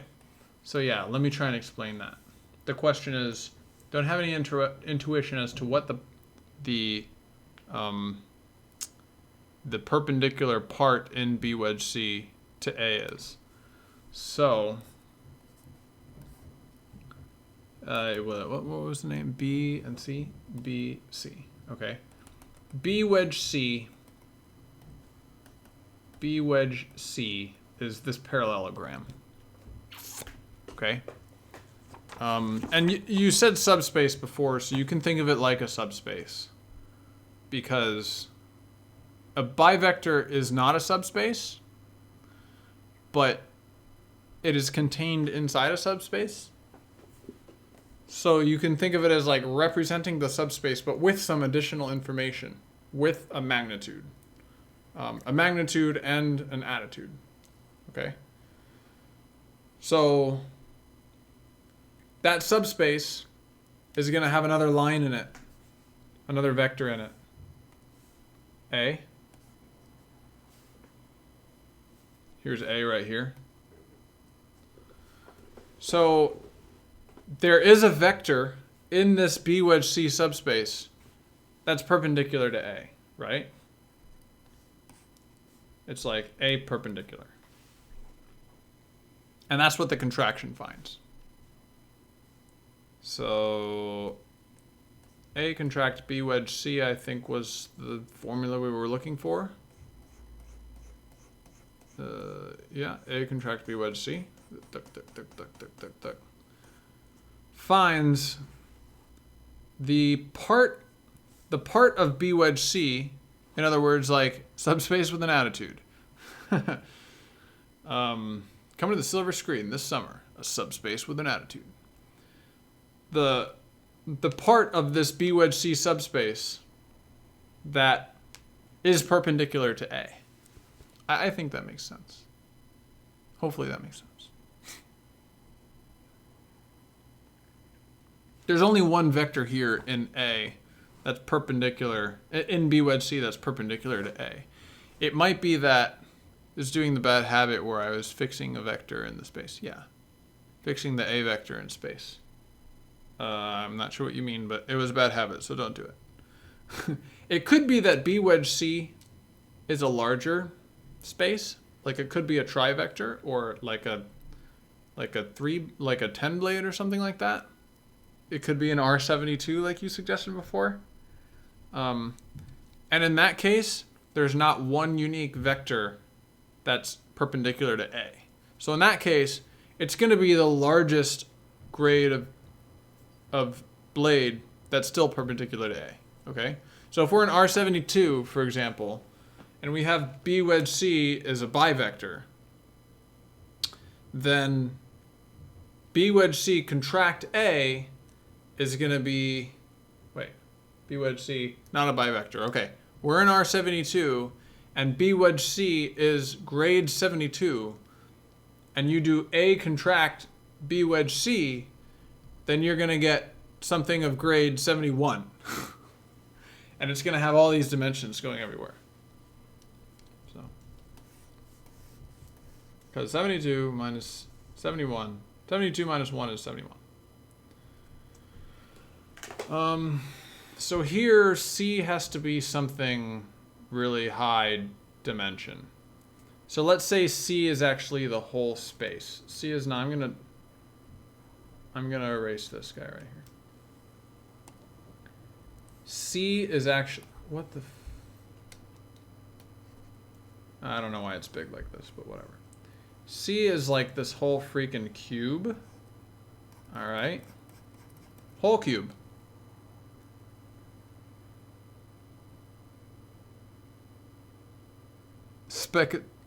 Okay. C is the whole cube, and we're going to contract it by A wedge B. Okay?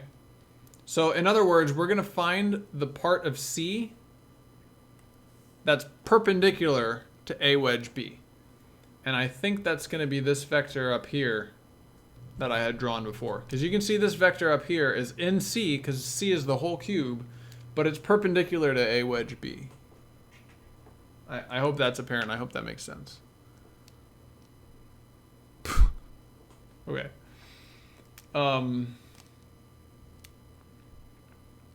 And I think you can kind of see that. If you take C, which is the whole space, and you take out A wedge B, then you just get this one vector sticking up. But if you take out the vectors of A wedge B one at a time by contracting B and then in turn contracting A, then you've contracted everything that there is inside of A wedge B. Right? It's all gone now.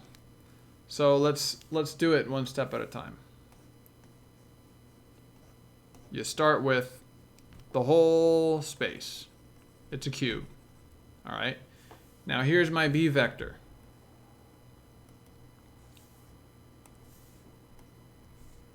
I'm going to do C wedge B. C wedge B. Okay. And that is going to give me this.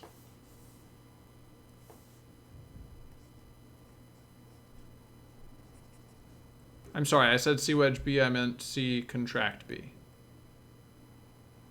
Yeah.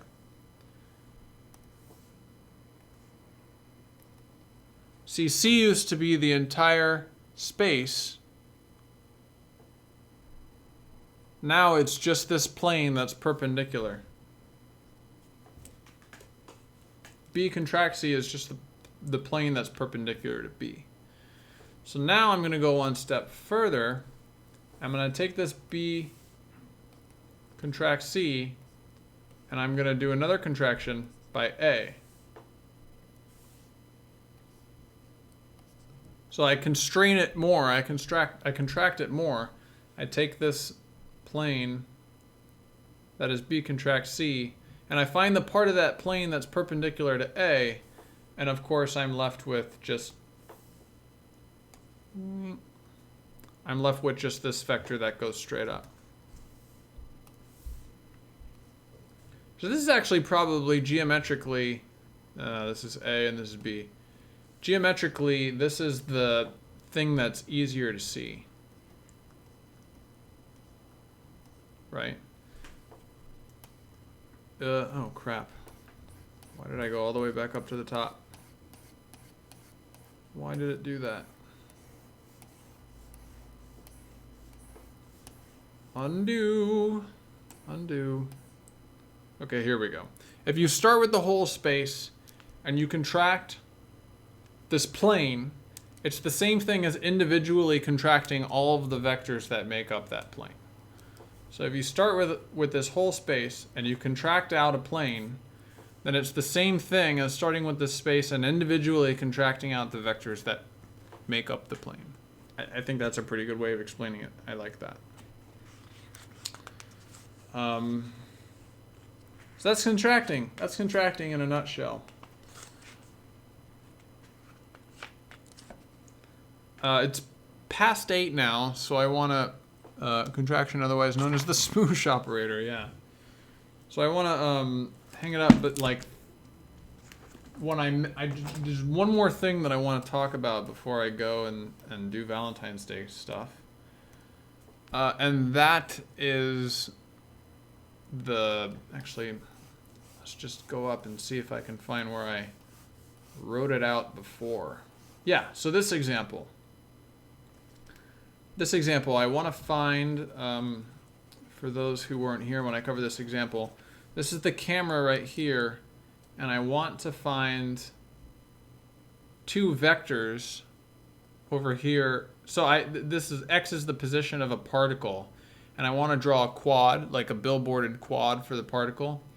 And so I need like a vector A and B that represent the right direction for the quad and the up direction for the quad, which are not necessarily like the global up and right, but just the local up and right for that quad, so that I can create a box around the quad. Okay? So that's the problem. So I have this position X. I think I can do this with a contraction. I have this position X, and I have the up vector. And I want to find the right vector. Okay? So if I like, okay, hold on. Yeah, starting over. Getting kind of excited. So I'm gonna, okay. So this is the camera of the scene. And so that's like a vector, I'm gonna call it V. So we can assume that that vector is like the normal of the plane that our particle is gonna sit on. All right. So here's the billboard for the particle, and this V is gonna be like the normal of the plane. So like I said earlier in the stream, in R3, in 3 dimensions, every bivector has a single corresponding vector, which is its dual. Literally, like, don't get confused by the word dual. Literally, like, every bivector has one. Every bivector is like a plane, and so that plane is going to have a normal, and so that normal is the corresponding vector for that bivector. Okay? So if we have if we have a vector that's the normal, we can really easily construct a bivector out of it. I'm gonna call that capital V. Okay, so here's our bivector. Bam. Easy. So now we want to know like what's inside this bivector, what's the right vector and what's the up vector. Okay? So I think we can use the contraction operator. If the up vector is u, then if we do v contract u, then that will get us the part of this v bivector that's perpendicular to u. And u goes straight up, right? U goes straight up. I should draw it. U goes straight up out of here. And the most perpendicular that you can get to u is going to be like a horizontal line within this bivector. Right? So that horizontal line right there is going to be this contraction. That's pretty simple. Like normally you would do a bunch of cross products to solve this problem. And the cross products are kind of gross, and they have a lot of weird edge cases. Perpendicular to u? Yes, perpendicular to you personally. So that's like when you're trying to sleep in bed at night, and your dog is sleeping perpendicular to you. And you're like, damn it, dog. Can't you just sleep parallel like a normal dog? Okay. Yeah, I'm talking about you, bud.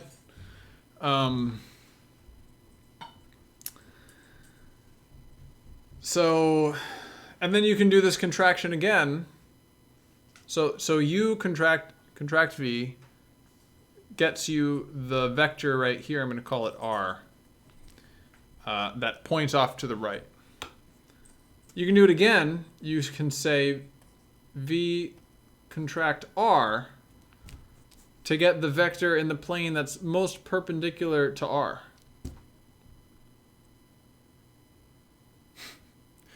Geometric pet relational algebra. Yeah. And so this will get you, I don't know, I don't want to call it u again because that's a vector, so I'll call it w.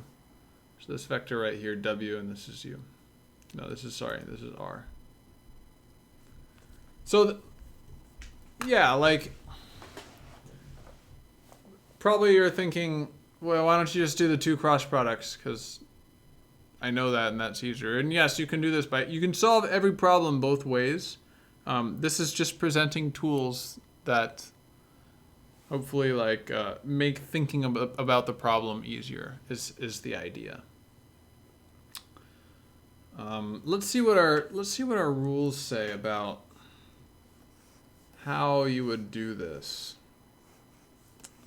Oh wait, the rules were down here. Before how you would calculate this. So none of these apply. Does this one apply? Not really.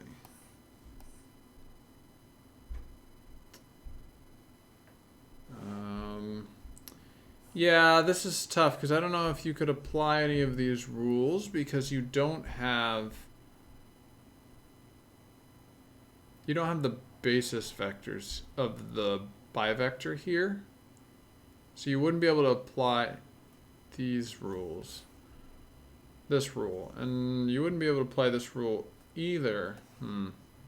So I'd have to do a little more thinking on actually how to calculate the contraction.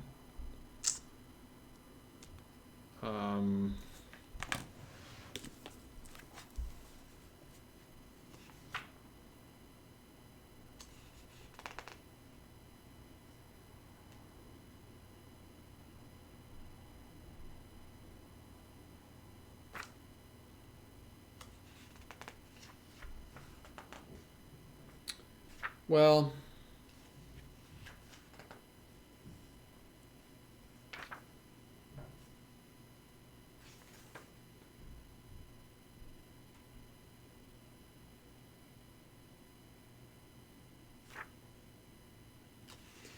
yeah, I'm not offhand seeing any other rules that could be useful there.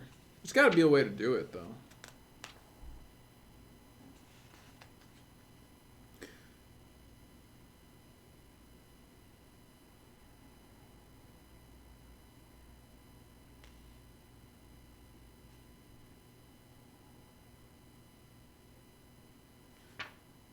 Yeah.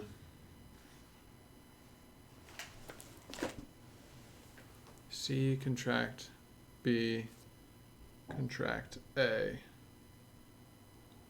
I don't know. Wait. Hold on. Now I'm wondering if I even did this correctly. I may have done this wrong. No, that's right.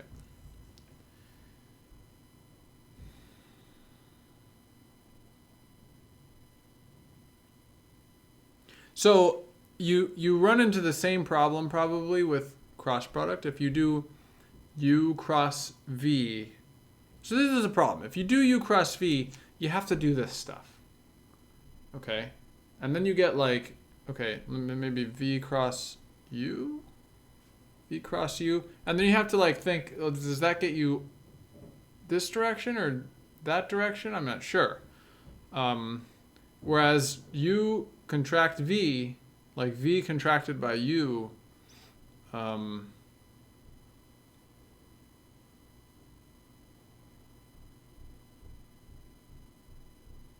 I think you still have to do this. I mean, I don't think you get out of that. You still have to kind of figure out when you're still in middle school, so you don't understand anything of what you're saying. Sorry.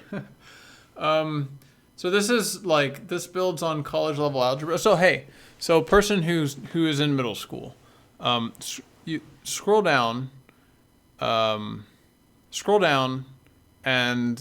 there's a, if you're interested in all, like this is a game development channel. If you're interested in all in programming video games, scroll down, and the first link in some things I've done is Math for Game Developers, which is a YouTube series that talks about all of this stuff from the very beginning. So if you want to like check out what's going on and understand linear algebra, it's a great place to start. What is the problem we're trying to solve?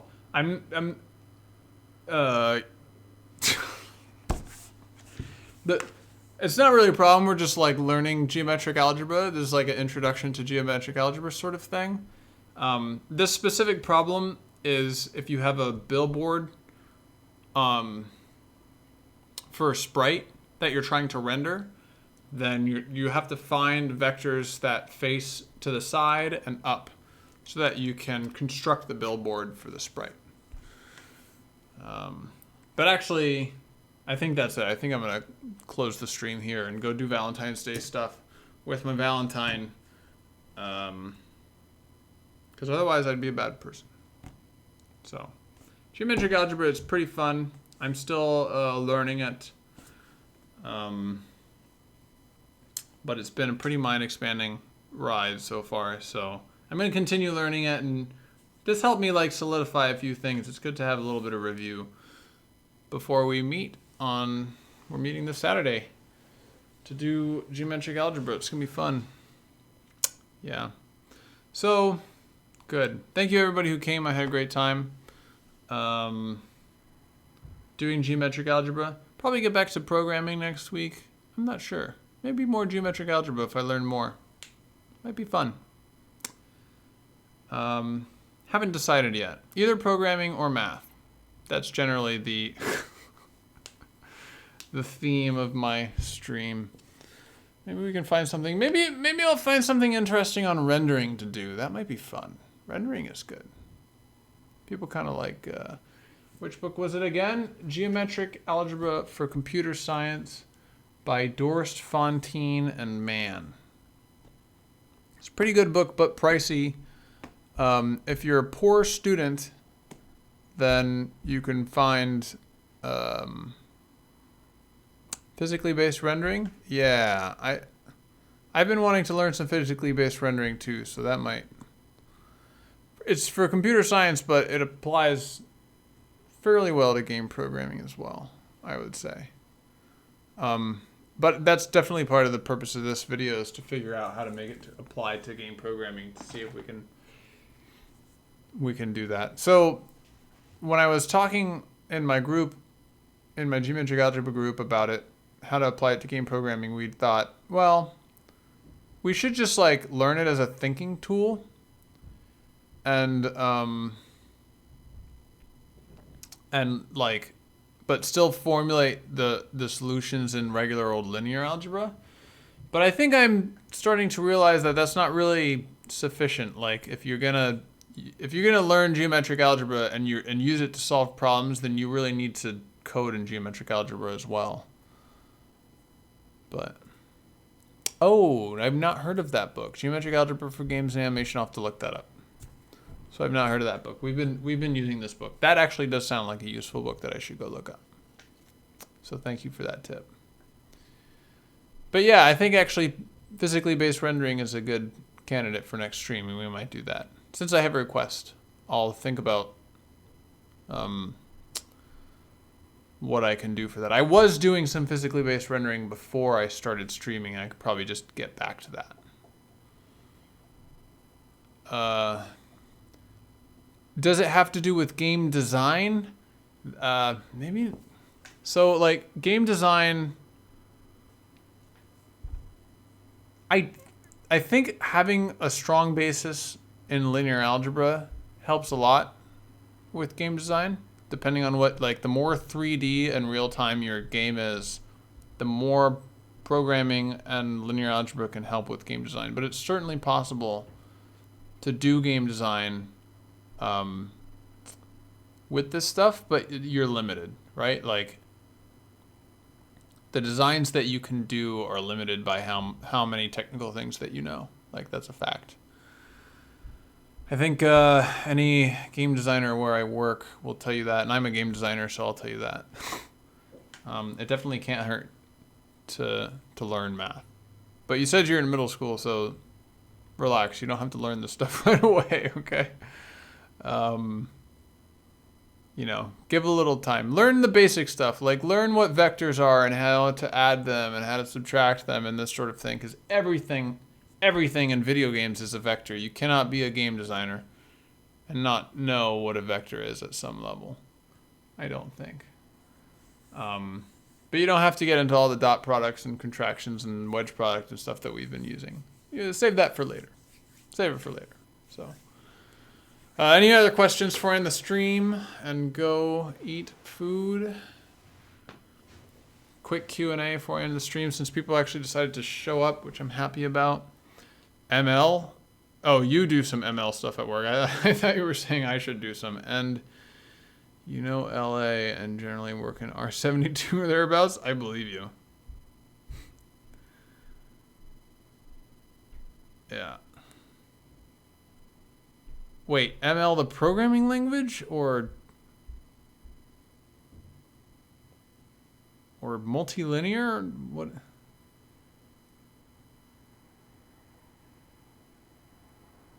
I can't even imagine why you would have to work in R72 unless you're like a statistician. I think he's talking about the programming language. Machine learning. Oh, of course, machine learning. Yeah, I was about to say, I don't know why you would work in R72 unless you're a statistician. But no, machine learning sounds like it fits the bill.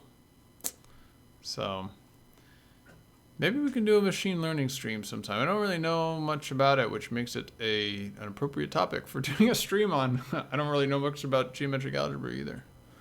So,